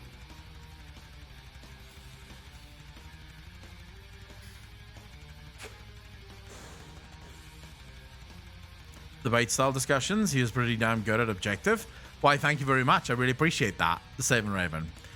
I didn't read the first part. If you learn one thing from Akko, I've learned that he can discuss just about anything. I really can. I'm always happy to discuss just about fucking everything. Solid Snake, thank you for the on sub, dude. Really fucking appreciate that. 3 months in a row. Thank you, thank you, thank you. What's up, brother? Hope you're well. I'm very good. How are you, bro? So I see what all of you are saying. And I realize that the death penalty for rapists, because... So there's this saying in the legal system, right, that it is better for you... It's better for one guilty person to go free than it is for 50 innocent people. No, it's better for 50 guilty people to go free than it is for one innocent person to be convicted, right? And I actually agree with that. I think we should absolutely... It's horrible to imagine...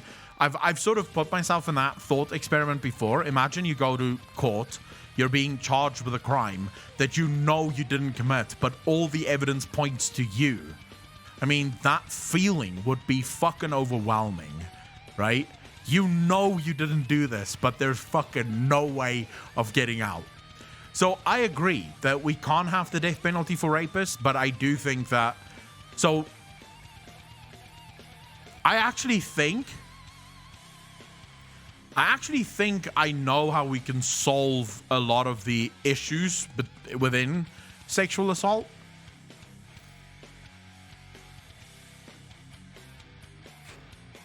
Wild Boy, I agree. Gets us all kinds of places. Truth. Luna, truth. But I think I've solved the issues of sexual assault. Or is no. First and foremost, it starts with more funding for police departments. First things first, I do not believe that a normal police officer should deal with a victim of sexual assault, be it male or female, doesn't matter, right? A normal police officer isn't trained for this. You should have trained professionals. And when I'm talking about trained psychologists and trained counselors who meet with these people. So it's not a police officer taking the statement. It's an actual trained professional that understands how do you navigate this conversation, because it could be a very difficult conversation to navigate depending on the trauma that the person has just suffered, right?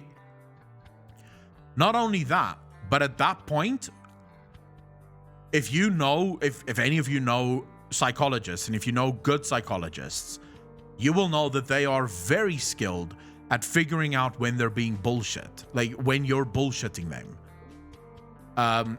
So a skilled psychologist will be able to figure out who is simply crying wolf, right? And who is actually going through sexual assault, who is actually going through something completely horrible and miserable, and would probably be able to guide this person through what needs to happen. You'd need medical staff on hand. Again, all comes down to funding.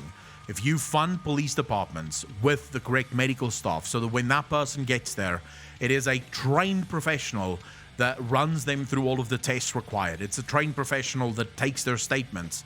Because oftentimes, and this is, I don't know how I know this statistic, but last year I sort of watched this video of a girl, not a girl, a lady talking about, she's in the Justice Department somewhere, and she was talking about the issues within sexual assault and going to court. More often than not, it gets thrown out because of fuck-ups made by the people taking the original statement, made by the people doing the original exams. That's why most of those cases get thrown out. There's a bunch of other things as well, but we'll get into territory of TOS, so I'm not going to get even more into those. And next to educating them, also make free test labs where people can test their drugs so they know what they take and there is no shit in it. For us, I would agree with that. Silver Coppin, how you doing, bro? The fact that someone who is in cosmetology has more training hours than a policeman is fucked. Last year's Babby, 100% agree with you there.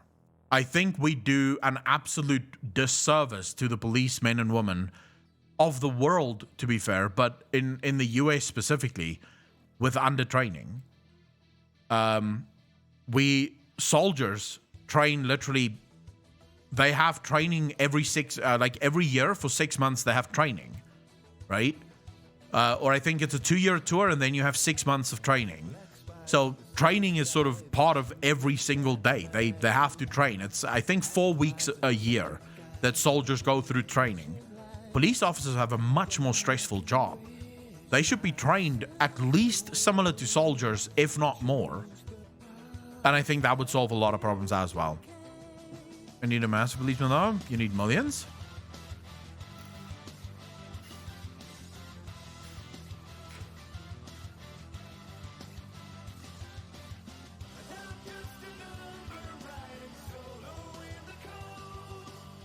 But I do have I do want to build on TL Stan's question and ask the rest of chat.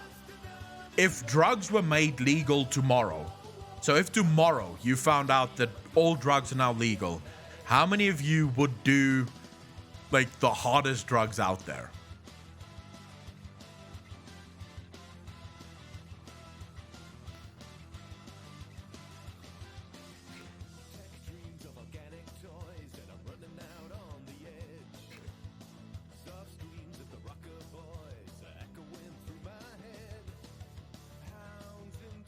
No hesitation.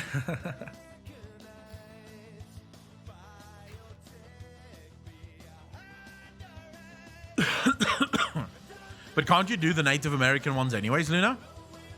No brain rot or escapism for me. Come from Amsterdam, so it's so normalized here already. So I'm with the vast majority of you. I wouldn't do them. I've done heavy drugs, guys. The laws don't stop you. If anything, they encourage the behavior out of spite and a desperation to escape or feel good again. I genuinely think if you legalized drugs, the usage would actually go down, in my opinion.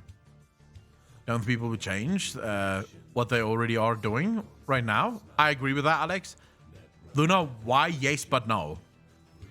I'd rather go contract killings. Would you be able to be a good contract killer though, Digit?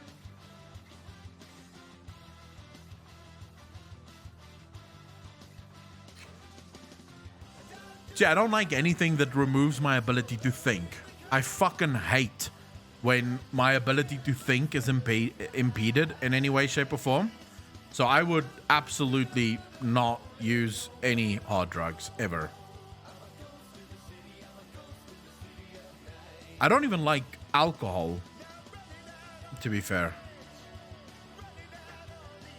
Legalize it and you can control it. Legalize it and you can't hold it. I agree.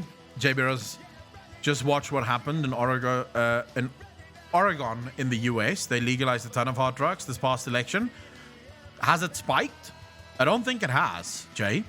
Has it? I didn't even know that they legalized it. There are different strands of weed. I couldn't do any other drug, and alcohol is a rarity for me. It would be bad for the underground economy if you legalize it. Doge, I agree, but who cares? I got drunk yesterday. It was great for a few hours, then felt shit. I went out yesterday. I had 2 drinks, and I fucking hated it.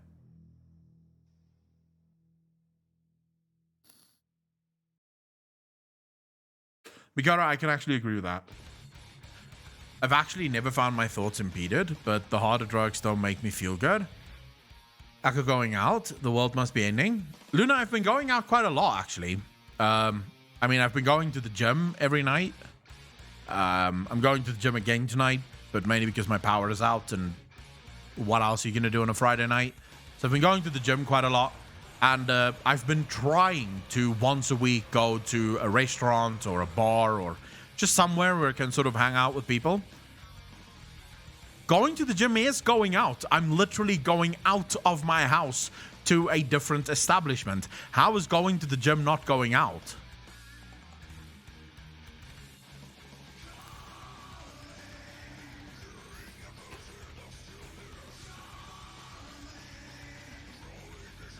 Going out drinking is very rare for me, Luna. Even when I go out, I don't like going out drinking.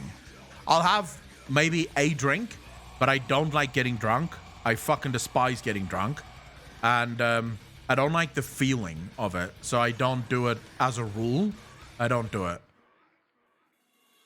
I'm a social drinker that has a GD friend.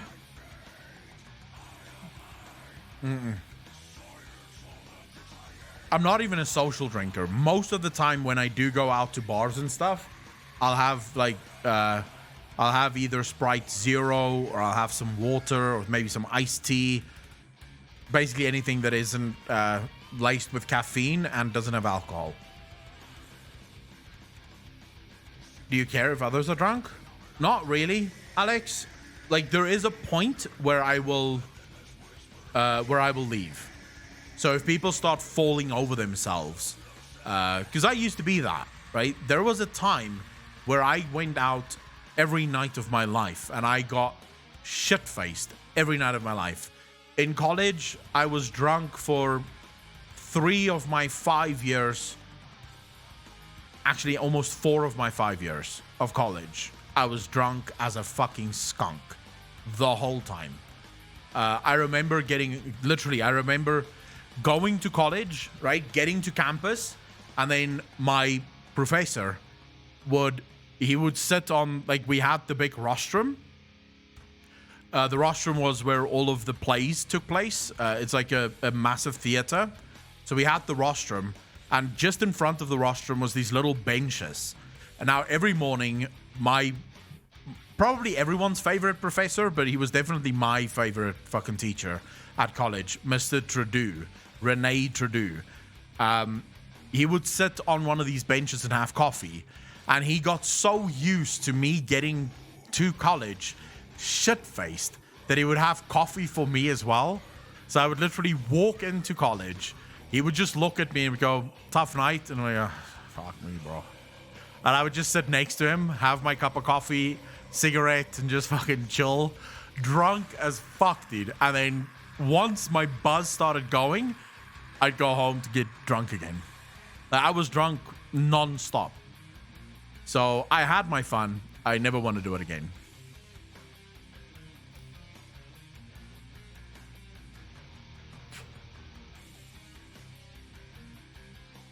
Heroin is sort of, I would never do heroin.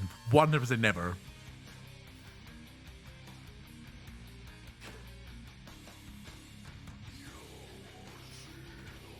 Is it bad that when my kids were young, we were at a pot, somewhere we drunk with heads and buckets. I brought my kids in and showed them what it looks like. Neither of my kids drink or have been drunk, and they are young adults.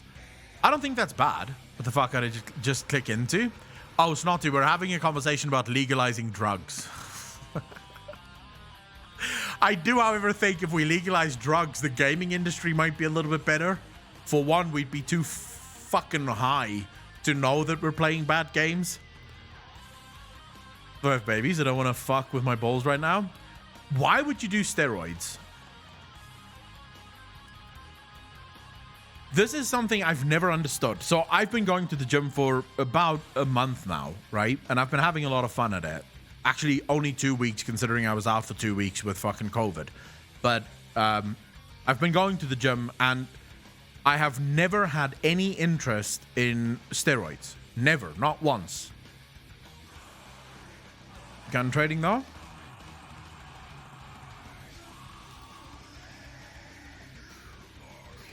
You don't need more energy, Kildana.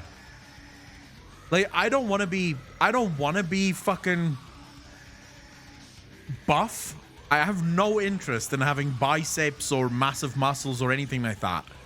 I just want to be lean. Like, if I can just be skinny boy, like nerd skinny boy, I'd be happy. Akko Chad. I don't want to be Akko Chad too much. How you doing, bro? By the way, steroids are fucked. But it's sus, which is steroids without the bad effect. I don't see the point. Swole Akko for the OnlyFans. You will never get fucking Swole Akko. I don't care about... I don't care about looking like that at all. Like, a six-pack doesn't bother me one bit. HGH. I don't know what that is, Mary. They call me the cupcake demon at the kickboxing gym. I'm sweet but aggressive. You can work out like 4 hours and the next day do it again. You're never sore. Recovery time is the only point people that I know who use them give. But Jay, the whole point, so at the moment, my legs are fucking killing me, right? Because I was doing 1 rep max squats day before yesterday. My legs are fucked, right? And I love that feeling. I love the feeling of knowing my legs work like a bitch, right? I can feel it. The pain makes you aware. My 1 rep max for squat is 85. That's 85 kilograms. I don't know what that is in pounds.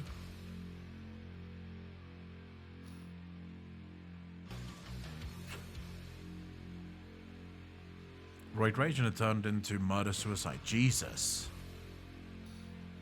What is 85 kilograms in pounds?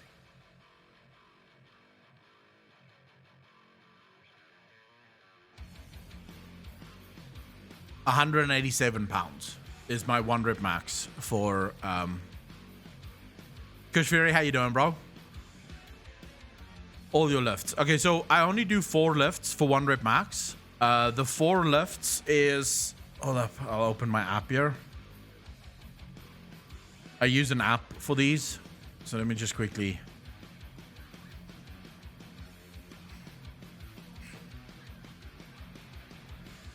If I can find the fucking 1 rep maxes here.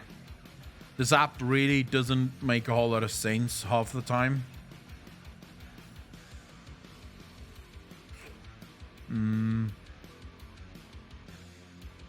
Alright, so my 1 rep max for military press.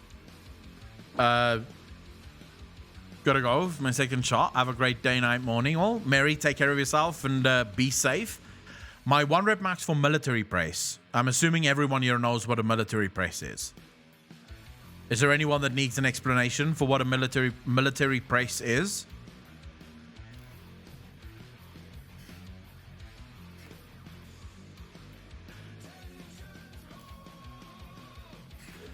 All right, so military press is standing straight with the bar on your chest, right? And then you push straight up. So no sort of movement, no fucking help. You have to literally stand still, legs straight, and just push straight up. It's on your shoulders mostly, but it does work everything else as well. Like, most of your upper body starts working.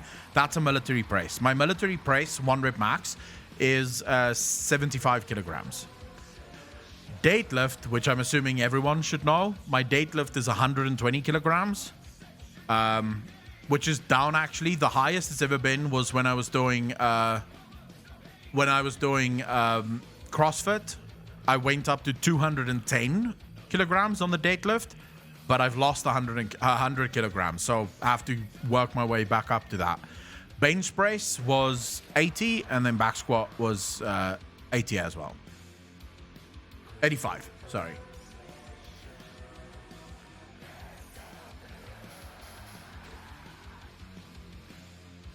Sumo deadlift works, but for the program that we follow, we just do the normal deadlift. Like, there's only 4 muscles that we work on, like proper work on, and then the rest is sort of, I do a bit of fitness in the gym as well, just to get, get fit, to get the blood pumping, and then do smaller exercises in between.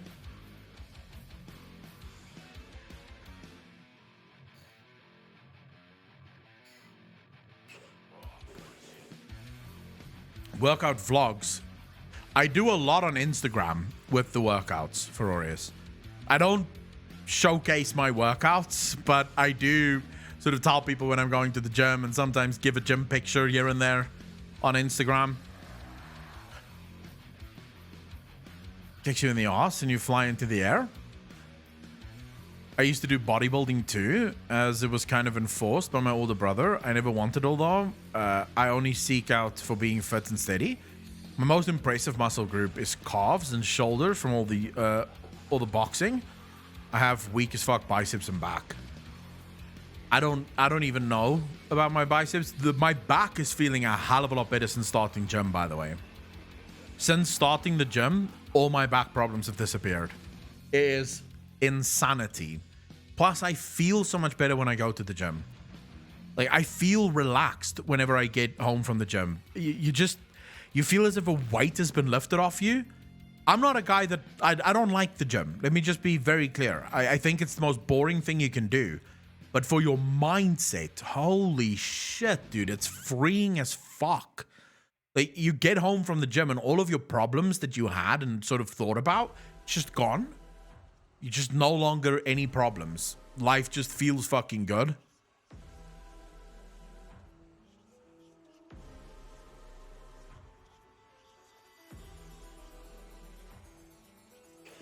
All right, before we continue with any other conversations about the gym, I want to ask, what's everyone's plans this weekend? Yes, still carnivore, Kildana. I broke my carnivore when I was ill, but I've been back on it now for about 3 days. If I was in South Africa and near the beach, I would do nothing but swim. I mean, going to Durban, if you were in South Africa and you lived in Durban, a whole year is swim weather, so it's good. Work on mountain biking after. Kirby, wow, you're into mountain biking. So normal, like, trails, proper professional trails, or just sort of randomly doing, like, just going bike riding? Go to Diabolic Time Chamber right now, train there for 1 year. Literally moving to the US tomorrow. Got to get to the airport at 5 a.m. tomorrow. Lady Survival, how excited are you using emote only? Work on weekends in the garden center at the perennial section. Oh, shit, Kush Fairy. So what days do you have off?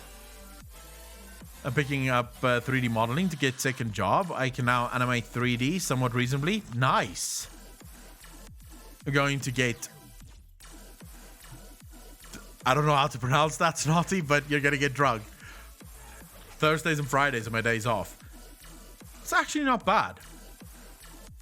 My days off is Saturdays and Mondays.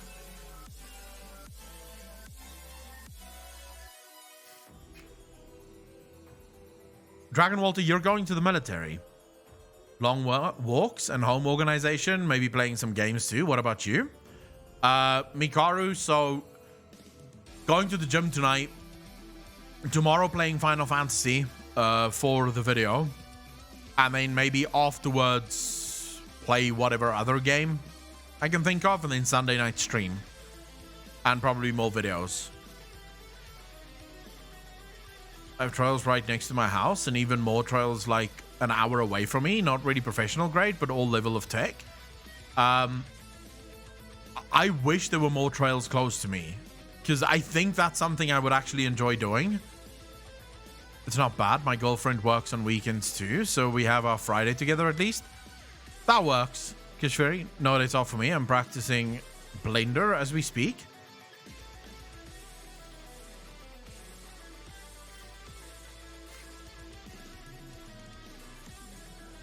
Early access release with my co-workers. What game is that, Aureus?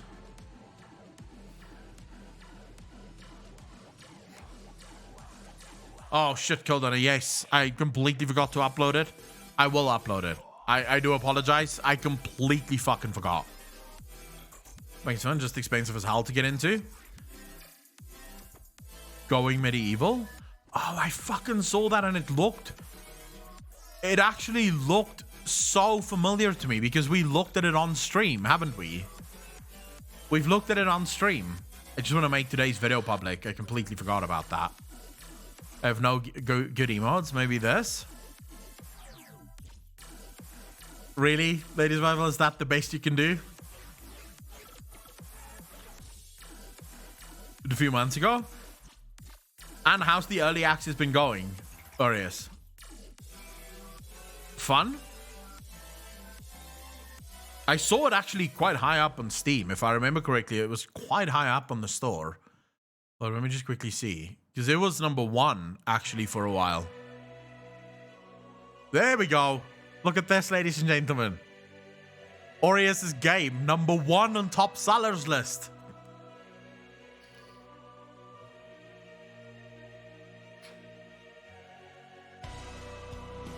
Oh, Dragon Walter. Okay, I did not know that. Lockdown, but there is still plenty way to go before it's all standard living. Unfortunately, lockdown can come as fast as it was reduced, but nevertheless, the same year. Did you?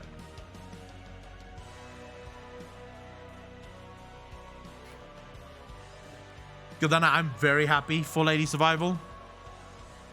As someone that sort of knows what she's been through and how happy she is lately, I'm very, very happy for Lady Survival. Fuck it, can we get some hearts in chat for Lady Survival? Finally ending almost more than a year at this point of trying to get to the US to her fiance. Orius, I'm very happy for you, dude. I might pick this up. I think I'm going to pick it up and we'll see what I think of it.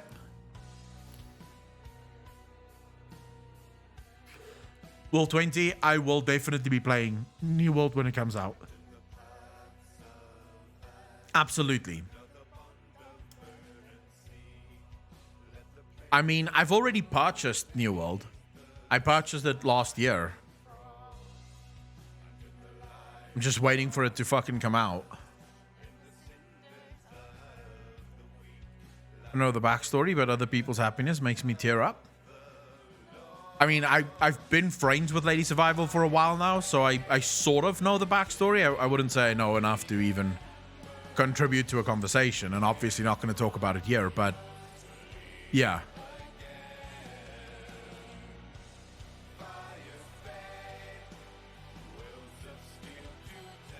How many people is going to play New World? Is there anyone here that's going to play New World, or is it just going to be fucking me and Wild Boy and Wolf 20? Because I know Wild Boy's going to play New World. Nope. So you're gonna you all are gonna let me play it on my own. Just wait for the video of me trashing New World. Because I'm probably gonna trash it. There's a good chance that my video, my first impressions of New World, isn't gonna be the most positive. Gonna give it a shot. Sophia, I don't know if I will stream it. I sort of have a question for all of you in chat now. Do you prefer the just chatting streams, or do you prefer the gaming streams that we used to do? What's your preference?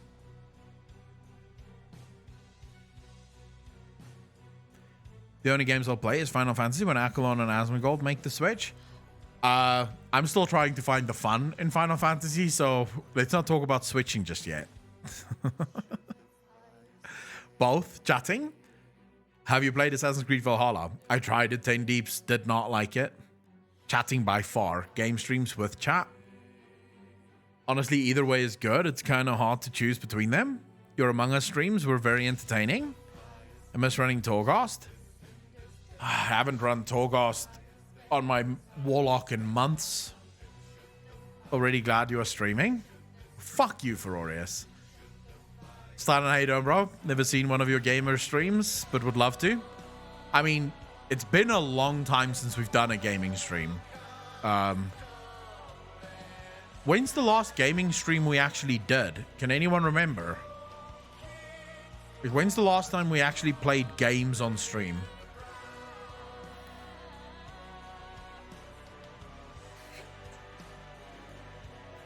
D&D isn't really a gaming stream, but I guess you could say it's sort of a gaming stream. But I wouldn't count that as a full gaming stream. I'm trying to look through my list of games of highlights.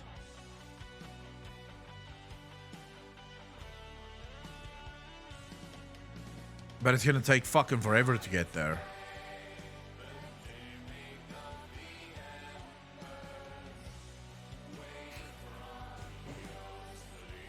A couple of weeks ago or months? It was definitely months. Could play some Oni?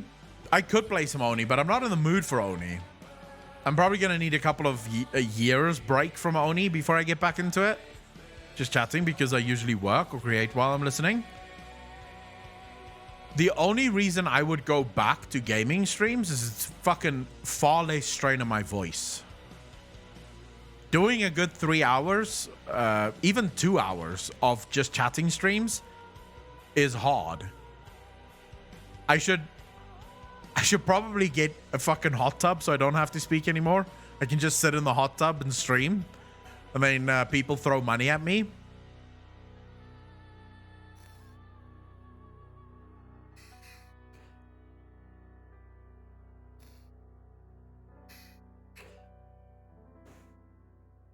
Because, yeah, just chatting fucks your voice up if you're talking a lot, which I do all the fucking time.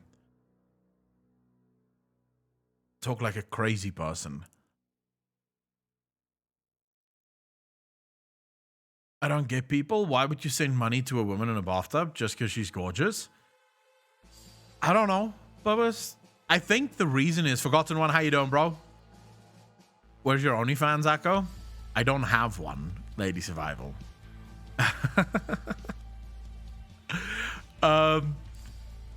But I think the reason people do that is they haven't figured out yet that there's free porn on the internet, like literally free. You can just go www.pornhub.com and it's all free. You can watch as much as you want. Like maybe they think porn is only available on Twitch or some shit. I don't know. 2 hours just chatting, 2 hours games, 2 hours just chatting. Easy W. I already have the template for you for that, Akko. I don't know if you've seen it on the Akko meme Discord channel. No. Oh my god, what fucking meme is this now again? Hold up. Akko meme clips. Maybe I have seen it. Oh, look at me in the hot tub. Look at me. There we go. Hot tub stream for all of you.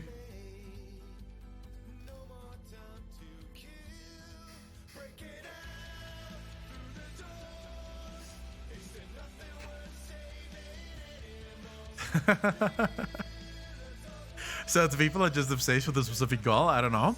Like they need to see her specifically. Lady Survival, I'm assuming just based on one of your recent stories, you go through that quite a bit. Take the shirt off. No. Too many clothes? Oh, that's the right amount of clothes. Believe me, none of you want to see me without a shirt. Goatee, how you doing, bro? And parasocial relationships are extremely dangerous. And it does sort of worry me a little bit that so many people, shall we say, take advantage of the strength of parasocial relationships when really they fucking shouldn't. Also, the fat fuckers thing is completely wrong. There is zero chance that we have 1,200 fat fuckers. Like, literally zero. We have 259 subscribers. So I need to change that.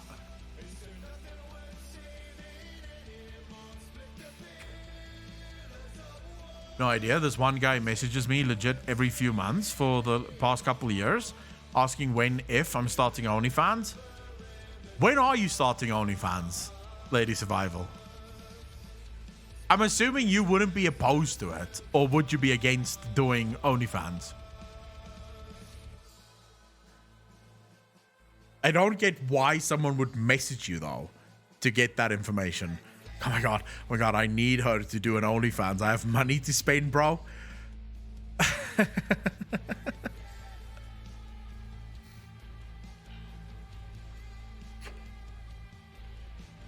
You don't want your parents to know.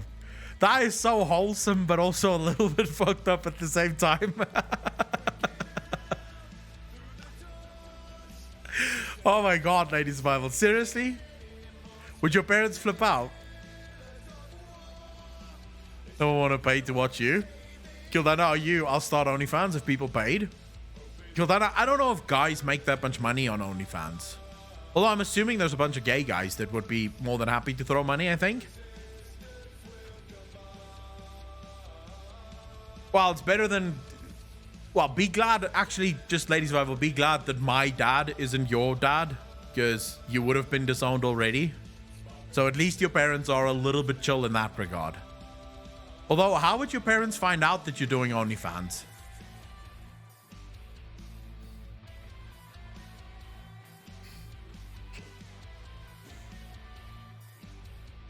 Personally, the only reason I think people should be careful with OnlyFans is what happens when you finally get married and have kids.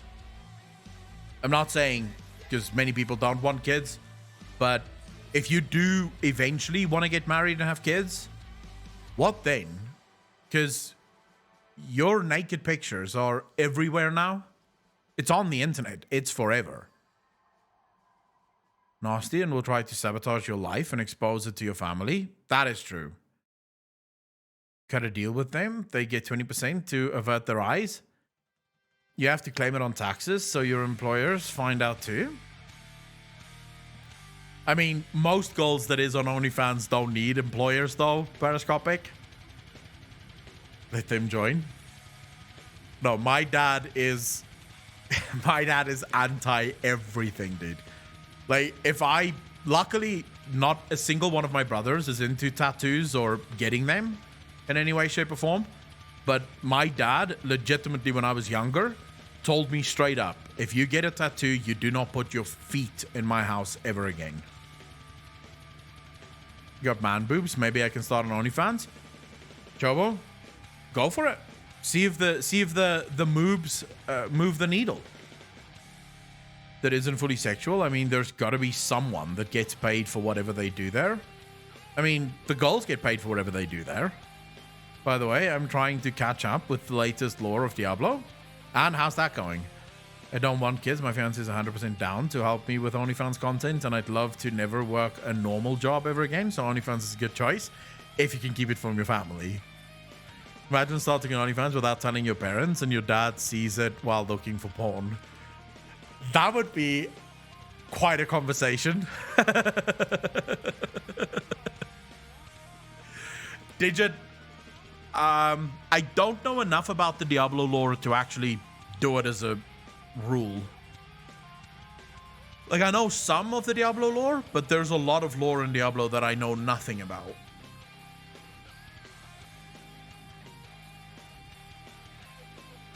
Periscopic, that's the question though, right? Are you going to make... what are you going to do with your money? So let's imagine, for example, you started your OnlyFans, and I know of girls on OnlyFans that's making 100,000 plus a month. Actually, I know of a girl that makes 100,000 plus a week on OnlyFans, right? So there's girls that's raking in the fucking cash on OnlyFans. Now, if you take all of that money and you invest it, you never have to work again. Like, if once you're done, you never have to work again.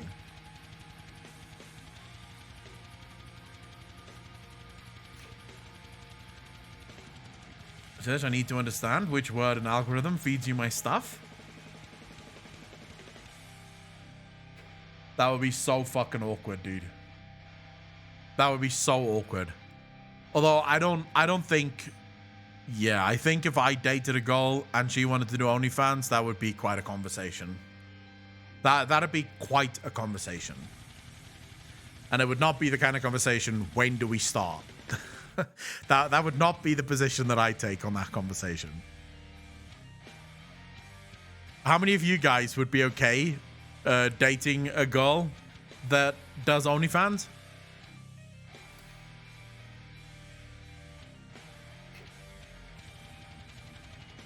Enoch, welcome back, bro.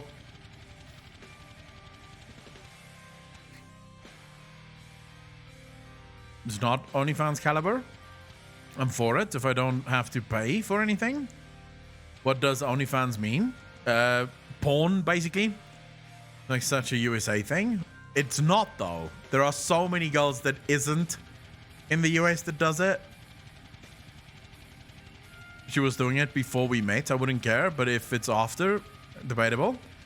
Before we met, I know exactly what I'm going into, right? If you start dating a girl who's doing a bunch of things and then you want to start changing her, fuck you. She was doing those things when you met her. You don't have the right to then try and change her. Sure, why not? Only I will get me a side wife. You see, the problem for me is I do believe that relationships are, at least to me, right? So I don't judge people that want to do it. But for me, relationships are very private and there's an intimacy passion thing related to it. And I don't think I would want to share my girlfriend in that way with the rest of the world, if that makes sense. Having an active Tinder account. If your girlfriend has an active Tinder account, Rhinos, then I think the relationship is fucked already.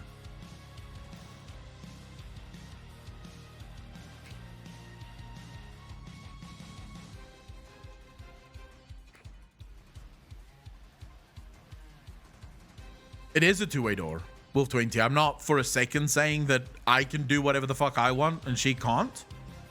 Except for Akko's OnlyFans, there's not going to be one.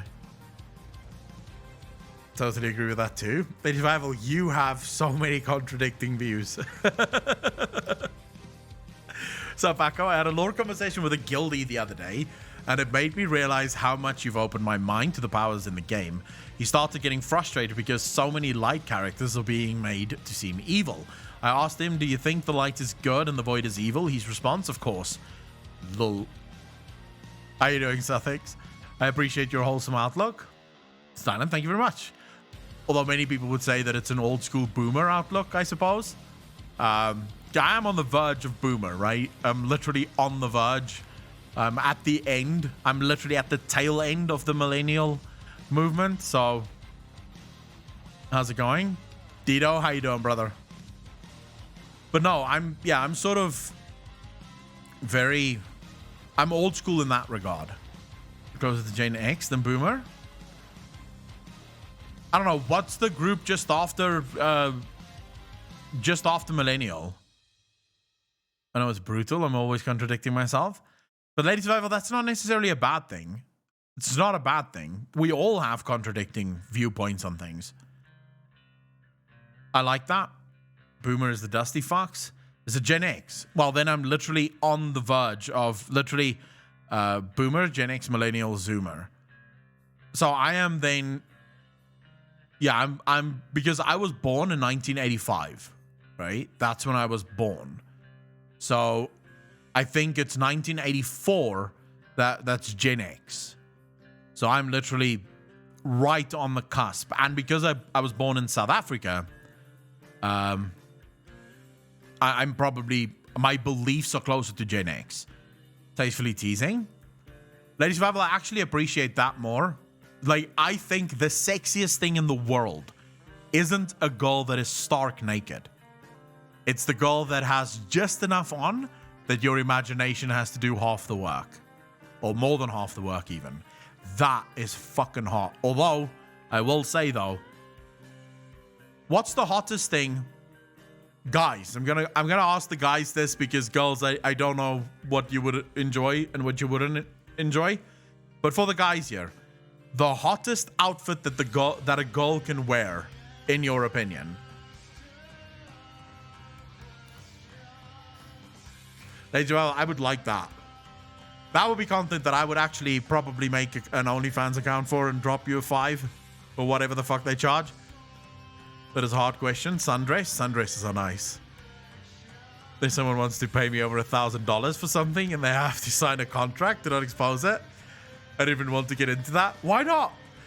Tease and dial, lean in for the kiss, but don't unzip your shirt, but keep it on. Tough question. Plate armor. Them hams and sundress. Me. Cocktail dress. Oh shit, no. Akko's a millennial. 1980 plus. Oh, right. Then I am a millennial. Periscopic. Clothes can be so sexy. Yeah, but what's the sexiest clothes that a girl can wear? And it can't be your hoodie. It cannot be your hoodie. Because, yes, every guy wants to see a girl wearing their hoodie. Right? Because it's yours and she's wearing your hoodie, which means she's yours. It's a nice thing. It's hot. Everyone likes it. But you can't have that as your answer. But I'm subscribed to Akalon's OnlyFans. I appreciate that, Maldo. Latex. Latex, I mean, hot, sure, but not hot in the way that we're talking about it.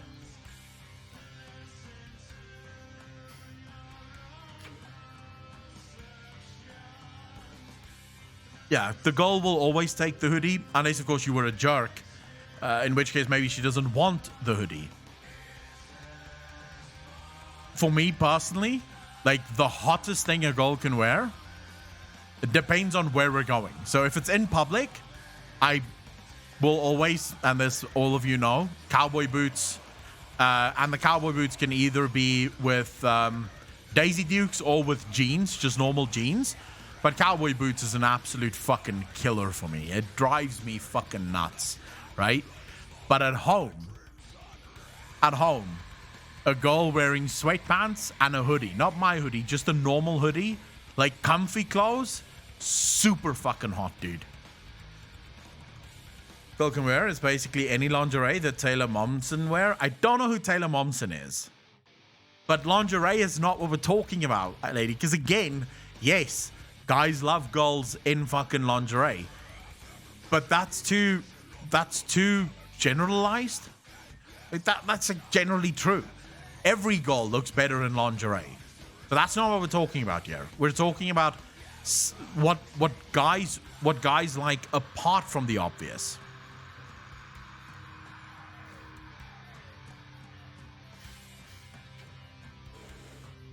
I don't know who Maria Brink is either.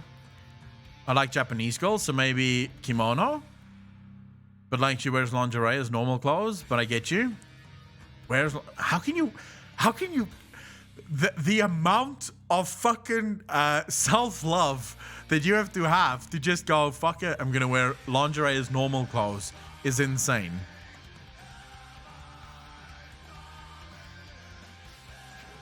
I mean, if you like goth, Lady Survival is definitely your cup of tea, Keldana, so I can see why you follow her on Instagram.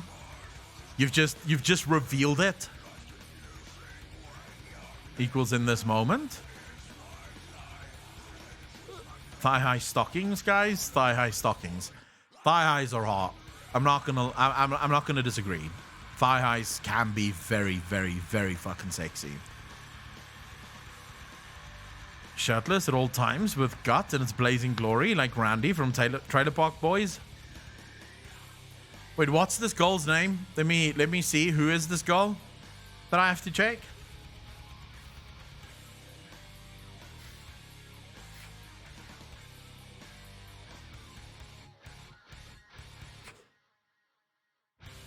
You knew I was a champ. How? Because I like thigh highs? What guy doesn't? Older than me, though, I believe. You think Lady Survival is older than you? I don't think so. Except if you're very, very fucking young. But I think you're... Lady Survival, you're 21, right? 21, 22.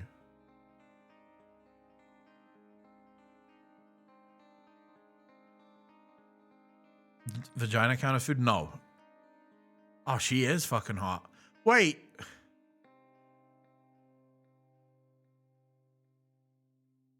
This is the sister from Gossip Girl.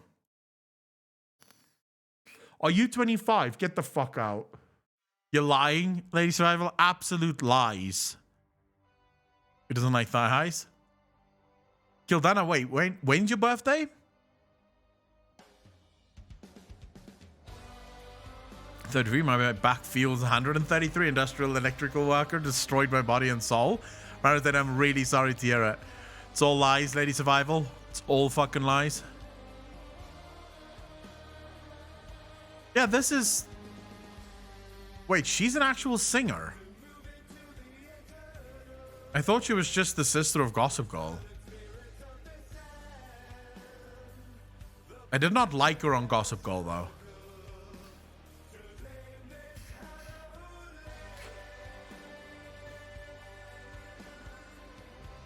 Yeah, she is sort of hot.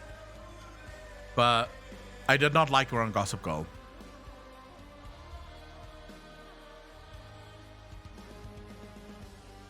Was earlier this year. Well, must have been translation difficulties from Lourish to English. Look at that selfish fucker sitting watching hot girls without sharing. Oh, for the love of fuck. You want me to share? You want me to share? I just need to make sure that it's shareable. Alright. So this is the girl that Lady Survival is talking about.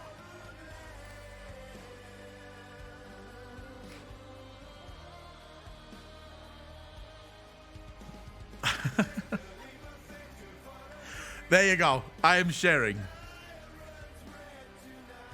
I could tap that. Michelle's gonna kill you, Alex. I don't know if she's Sylvanas IRL. I don't even think she knows who Sylvanas is, to be fair. But I can't help but look at her and go, she's the sister from Gossip Girl. And I hated her in Gossip Girl. She was such a fucking bitch, bro.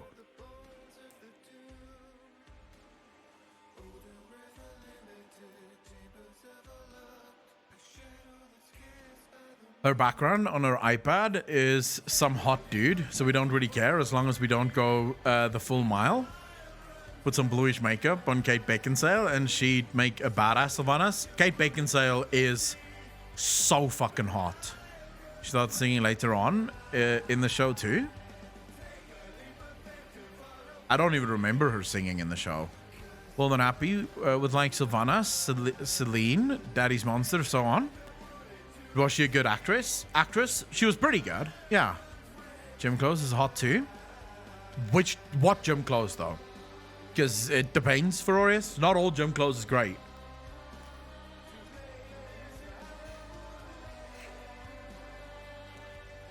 I have never worn goth makeup in my life. The only time I've ever had makeup on was when I was studying drama. And for theater, you have to have makeup on. But I've never worn makeup ever for anything else. Did you ever watch the Warcraft movie? Fucking love the Warcraft movie. Making goth makeup back on me? I don't know. Ferroris will probably do it for you if you really wanted him to. I don't think I would work as a goth. Too much blonde hair wouldn't work.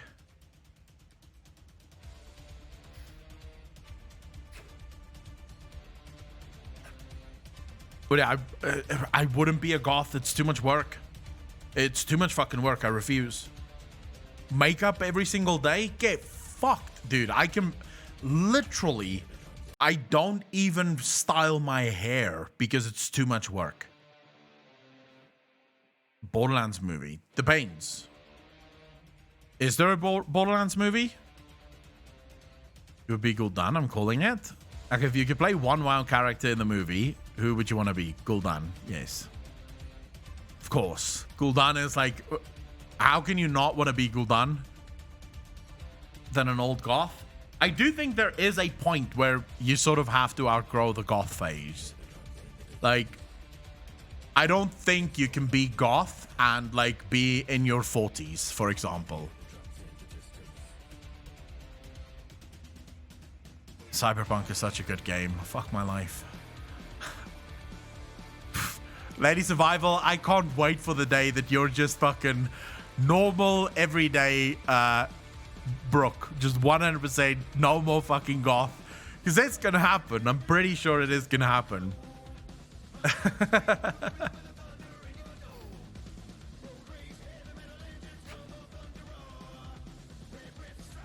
Kelthas? Never happening? No.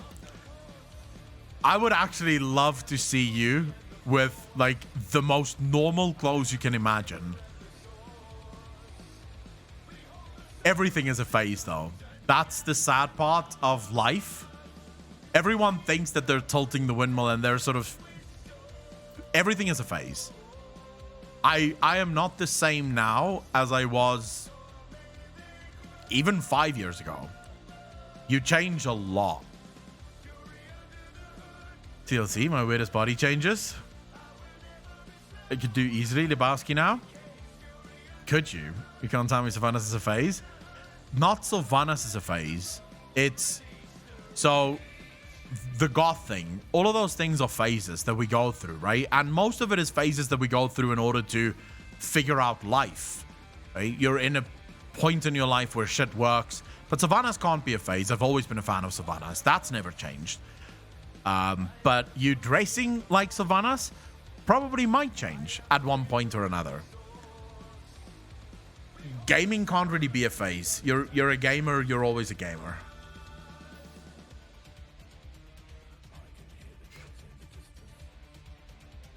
Sylvanas spun off. Hey, I can see that.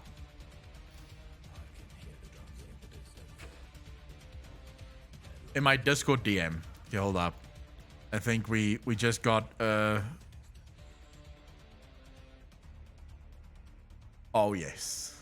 I see what you mean, Furorius. And I agree. Who doesn't think this is fucking stupidly hot?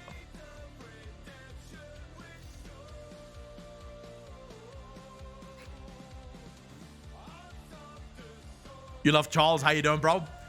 Nathanos would be in the mall. Yes. Where in the mall? Fuck knows. But yes, Nathanos would be in the mall. This girl is stupidly hot. It's a lot of makeup though for the gym. I'm just gonna drop that. That is a lot of makeup for the gym. But it is stupidly hot. Really? All that hot for me? How can it not be hot? She's ugly, but not that hot, to be honest. Are you high? Because then what the fuck are you smoking? Out of curiosity, have you seen the B3 part of the Sylvanas encounter? I've seen footage of it. I haven't done it. In Finland, many girls wear leggings. How can this girl not be your type? I don't get it. What kind of fucking type do you guys have?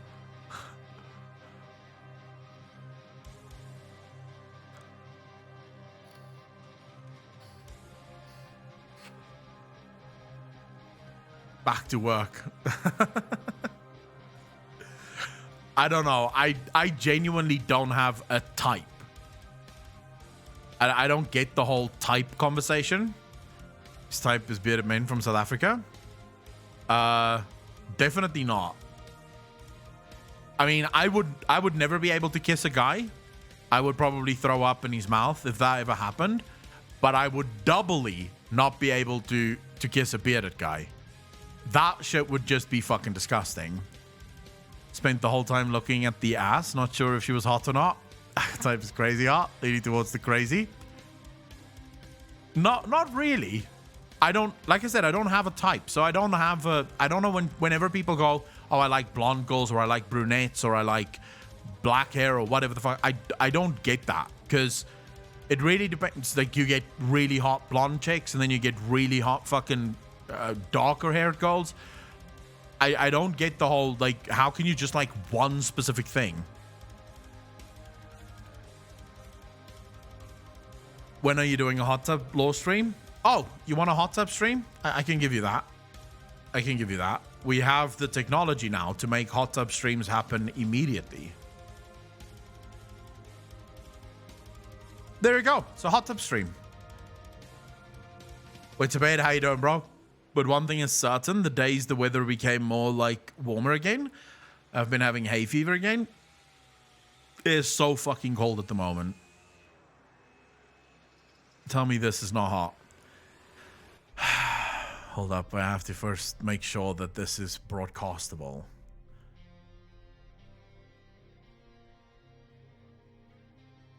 Colana, what the fuck are you showing me?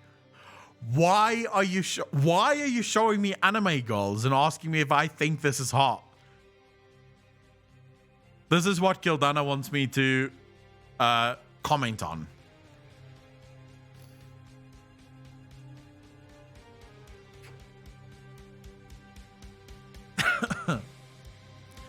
And some females around the hot tub. I don't get why this is hot. Did you send it you his dick? I would probably not be showing Kildana's dick on stream. I can't, my browser can't zoom in that much. It can only go to 500%.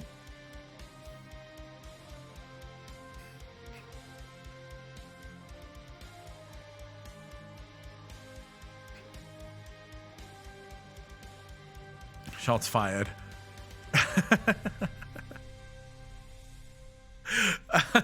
Bang, bro. Anyway, no. I genuinely don't get the whole anime thing. And what I genuinely despise, and I don't know if this is maybe it really is a cultural thing, right? And if it is, then I do apologize. I don't know much about Asian cultures. But I watched a video the other day of that fucking band I told you about that someone sent me the song of. Why do all the girls, like all the K-pop and sort of like the girls in the anime K-pop area, whatever, why do they have these sort of almost girlish ways of speaking?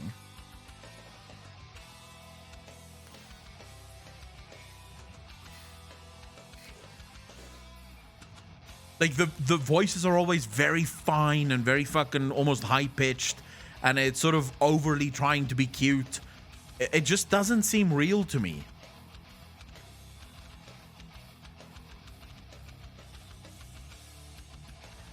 Lolitas is a cultural thing for sure, man. Is it cultural though? Like, is that just, when I say cultural, what I mean by that is that just how they speak? Like, is that their normal voices, or is it sort of pretend? Extra masculine in comparison? Yeah, but dude, I'm 6'1". There are very few girls that's gonna make me look feminine next to them, even if they don't speak as if they're fucking 12. In artwork and for desire, have a long history in East Asia. I guess.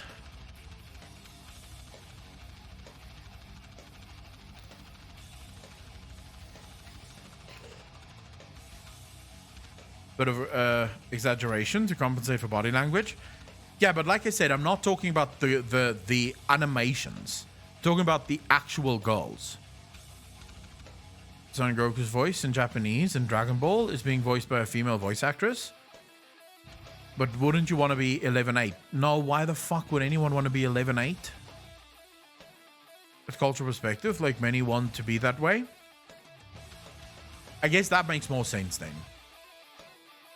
If it's, I mean, I guess it's similar to what we have in the West. Although I would say in the West, I think a lot of our culture has become very sort of seasonal. Right? A lot of the Western culture has become so seasonal. Like, the culture is whatever is the newest fucking the newest hot band or the newest hot celebrity, which means they act bashful like a little girl, all giggly and cute. And that's sort of a thing that guys like. There's actual guys that like the fact that she's acting like a little girl.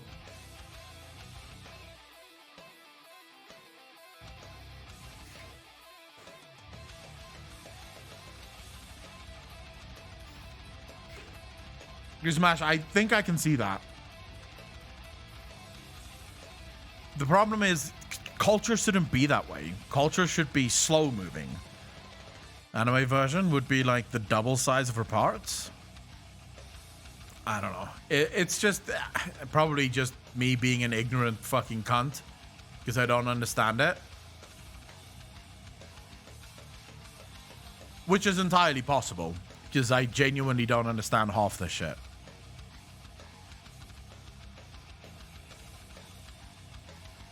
I put pics of me in the general chat for hot tub meme. Hopefully one of them will work. Alex, I'm interested to see which one you're gonna go with. Which one of Lady Survival's pictures are you gonna decide is yours? Which one do you guys want, chat? Like this one? Or... because she's gonna be in the next hot tub with me and Alpocalypse. So which one of these do you guys want to go with? This one or this one?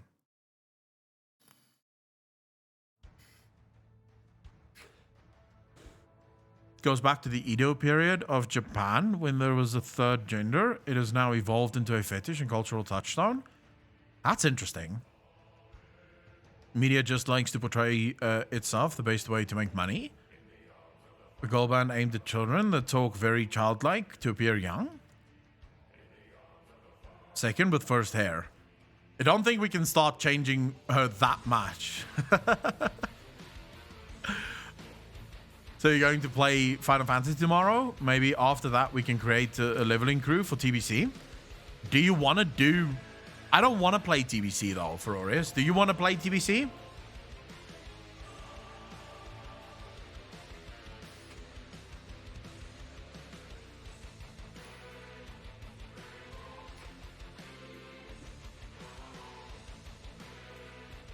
Fucking hell, I'm getting a lot of ads today. I mean, I've played TBC. Is there any reason to play it again? Because as far as I'm concerned, not really. Not alone, but thought maybe fun with some people from Discord. But I'm not even close to TBC level. The closest TBC character I have is level 32. So I have to go through all of the fucking leveling just to get to TBC and then go through all the TBC leveling. That's a lot of work. I will not buy the Dark Portal Pass. I fucking refuse. Lodi, I have never bought anything from the cash shop and I will not start now. Ferorius, let me see how far I get with the Final Fantasy. Because I need to start getting that video close to a completion. And we're still very far away from completing that. So I'm probably going to be no-lifing Final Fantasy tomorrow. To get that out as quickly as humanly possible. Because I think at this point, Alex is also getting bored with the whole 2 hours at a time. And then fucking nothing.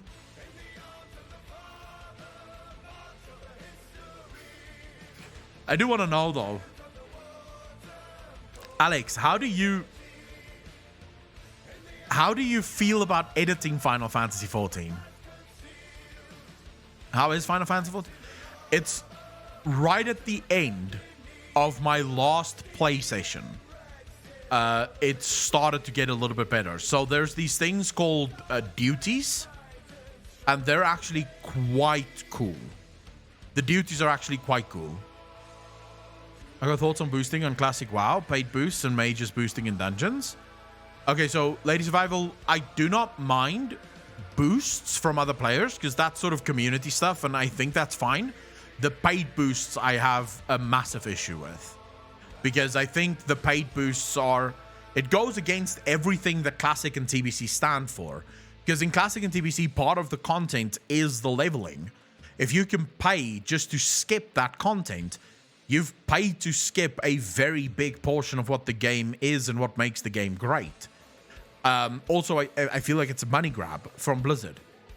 Blizzard Entertainment just wanted to see if they could grab that money that is left on the table, and they were very happy to do it, which is a little bit disgusting in my opinion. 1 minute 30 seconds worth of content. I understand that, Alex, but that's sort of the point. It has to be like out of the 2 hours, you should get around a minute, 2 minutes of content.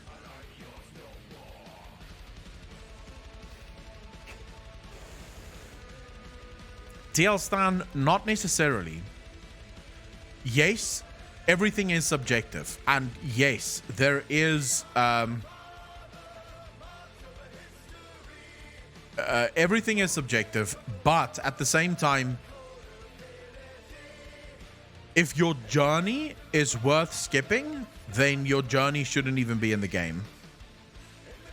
With the editing of Final Fantasy is a drag, but it's mostly because of you. You reek out of boredom.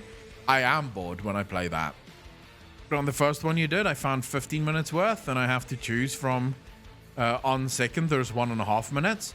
It's going to get less and less. There's probably going to be tomorrow, out of the whole however many hours we do, there might be 0.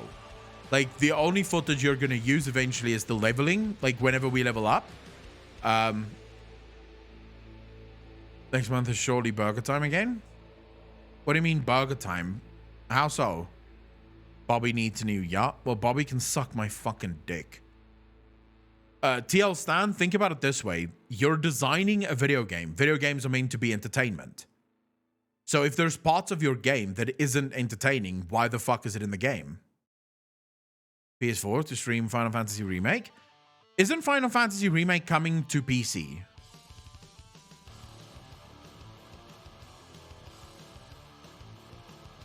Because I feel like I remember you saying that it's coming to PC, which is when I will play it.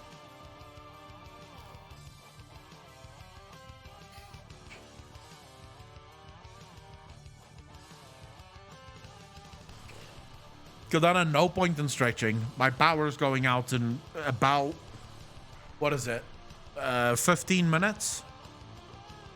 Take pictures of it as usual. Don't think so. PS only, I think. Someone told me that it's coming to PC at some point. Realm of Chaos leaderless before Sargeras took over the Burning Legion? Or do you think Sargeras defeated a power we don't know of yet? Parascopic, I don't think Sargeras ever took over the Realm of Chaos. I think Sargeras simply used the Realm of Chaos. But it would technically be leaderless, because a leader would provide what is called structure and order, right? John, how you doing, bro?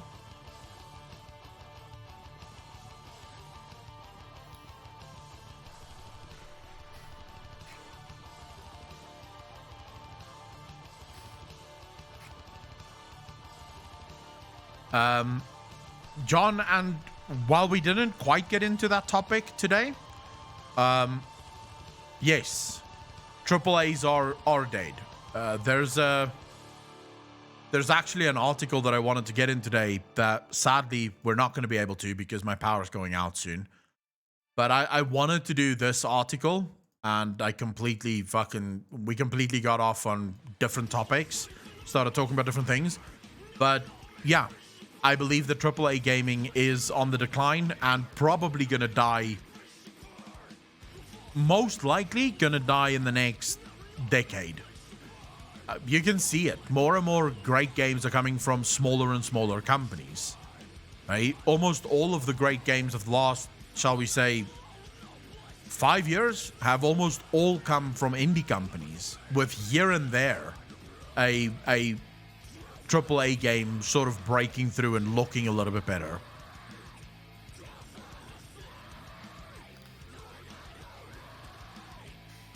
First, I agree with that. By the way, Dreamhaven are planning to do an RTS based on Unreal Engine 5. I know, Digit. I'm aware. I think it's going to be great to see some of these smaller companies starting to do the games that we all care about. It's better after level 20 when you unlock the rest of the world. Coroner, I've heard that. I'm close to that, though. I am close to level 20 now.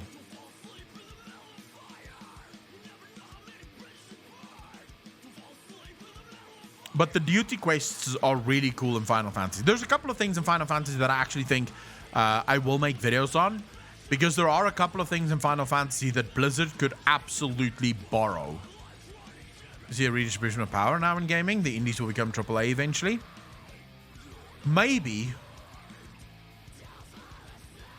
I don't know if we're ever going to see another company reach AAA status. With things like Steam and now also Epic Games coming out, it's very difficult to see one company sort of cornering the market enough to the point where that one company can go out and be the next big AAA. Instead, it seems like the power is far more redistributed, especially within the indie market, where there's so many good games coming out that no one company is probably ever going to be able to corner the market as much as they had before.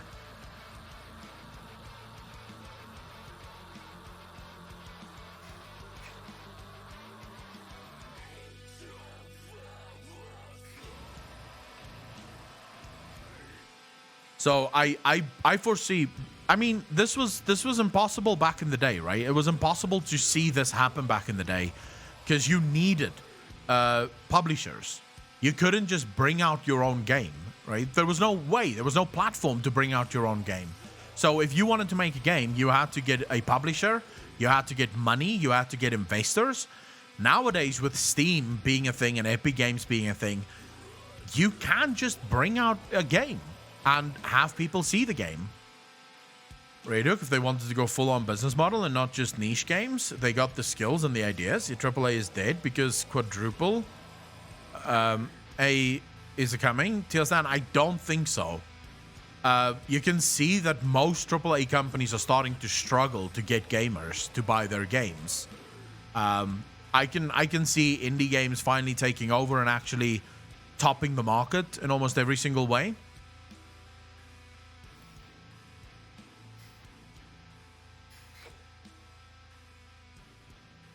But I prefer a world where we have a bunch of small gaming companies creating great games rather than a small number of AAA companies creating the vast majority of the games, right? And Dreamhaven will be the powerhouse of, I think, indie-style games, hoping for very insular dev teams. Parascopic, based on how their hiring is working right now and how they're partnering with other sort of developers, that is exactly what I think they're going to be doing. It's exactly how I think it's going to work. When Akko makes a barbecue stream, I think my barbecue stream might be before D4. Anyone knows how he's doing? I think it's still a little bit early for Macmillan. Macmillan is probably still at work. They've said Overwatch 2 and Diablo 4 aren't coming before 2022. That's what I'm thinking. D4 will never happen. It is taking way too long. I mean, the term is coined by the dev companies themselves, whatever they call it. It's just triple A 2.0. Tealstan, not really. AAA gaming is literally called AAA gaming because of the funding that they have. That's why you have AA gaming and then you have B grade gaming. B grade tends to be your more indie focused games. These are games with very little investment, very little outside investment, and they're not listed. For AAA companies to exist, these are usually companies that are listed. They have massive public investments and their budgets are insane, right? It's the same with movies. You have Hollywood blockbuster movies, you have normal Hollywood movies, and then of course you have B-rolls, right? So indie movies, B-roll movies, things like that. Again, it all goes down to the budget. How much money does these corporations have to throw after whichever project they're working on? I'm a massive fan of indie games, CDJ. Massive fan of indie games. What we really need is people making homebrew NES games and make an Akko game. Like I said, I have my game ready to go. I just need to make a little bit more money so that I can start funding it. But making a video game is like, it's been a dream of mine for a very long time. Actually, ever since I was young, I've always been dreaming about making my own video game. And I think I'm in a position to eventually do it. So it's definitely part of the plan, is to eventually get in on the video game development. AAA as a marketing term, only to sell the games, is something above and beyond. Same thing happened in the 1990s. Who rates these companies and gives them the rating? Important question. TL Stan, so quadruple A is sort of, it's similar to what other company did this. There was a company in the computer space that called themselves, it's a motherboard company that came up with their own term for motherboards, right? Which has no actual belief or no actual relevance in facts. It's just sort of made up. Quadruple A is made up. It means nothing. From a pure perspective, it is, I mean, we look at the budget. How many millions of dollars do you have to throw into a game? We look at team size. We look at company size. We look at public listings. This is what determines it. I'm not entirely sure exactly what goes into it, but I do know that these are official ratings. These are not just sort of made-up ratings. They are official ratings. Pyro, new Blizz, heard it here. I would love to work with Pyro on a fucking game. I think myself and Pyromonster could make one hell of a fucking game. Actually, my dream team to work with on a video game would be Pyromonster, myself, Balila, and Preach.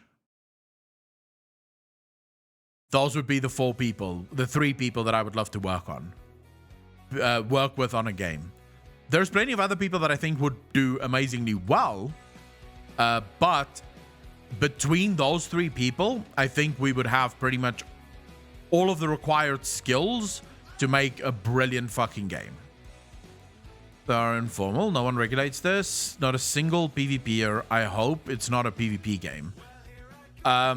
My game would be, like I said before, I would start off with single player, and I would do 3 single player games, probably with 2 expansions per single player game. Then I would take the world that I've just created in those single player games, and I would turn that into an MMO.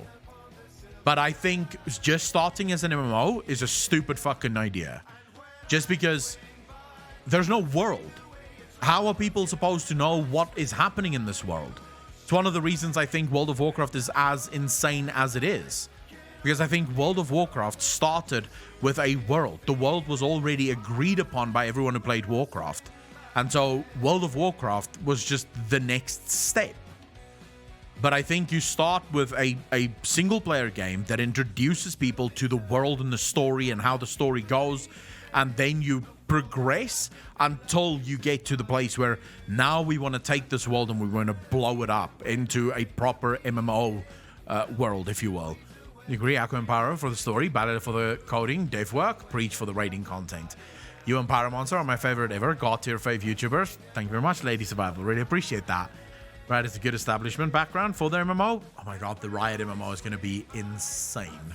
I can't wait for the Riot MMO. However, this is where I have to leave you now. It's 15 minutes before my power goes out, and sometimes they don't wait until the time. So sometimes it does go off earlier, which means I'm gonna go dark now. I'm probably gonna head to the gym, and then hopefully when I get back, the power will be back as well. So, ladies and gentlemen, I want to thank each and every one of you for coming out on your Friday to spend your Friday afternoon with me. I hope you enjoyed it. I had a ton of fun hanging out with all of you. So I hope that you feel the same. Even though today's stream was very weird and very much all over the place, I still hope that you enjoyed it. I hope that I'm going to see all of you on Sunday for the Shul Show, which of course will be just a hell of a lot of fucking lore and fun and hopefully everything else that you guys look forward to. Lady Survival, to you very specifically, be safe tomorrow. Happy flying. And I hope that you're going to enjoy your life in the US. Ladies and gentlemen, take care of yourselves, take care of your loved ones, take care of those closest to you. Because you never know when things can just sort of go awry. And we can't plan for tomorrow. I will see all of you on Sunday. Have lovely weekends. Peace out, fam.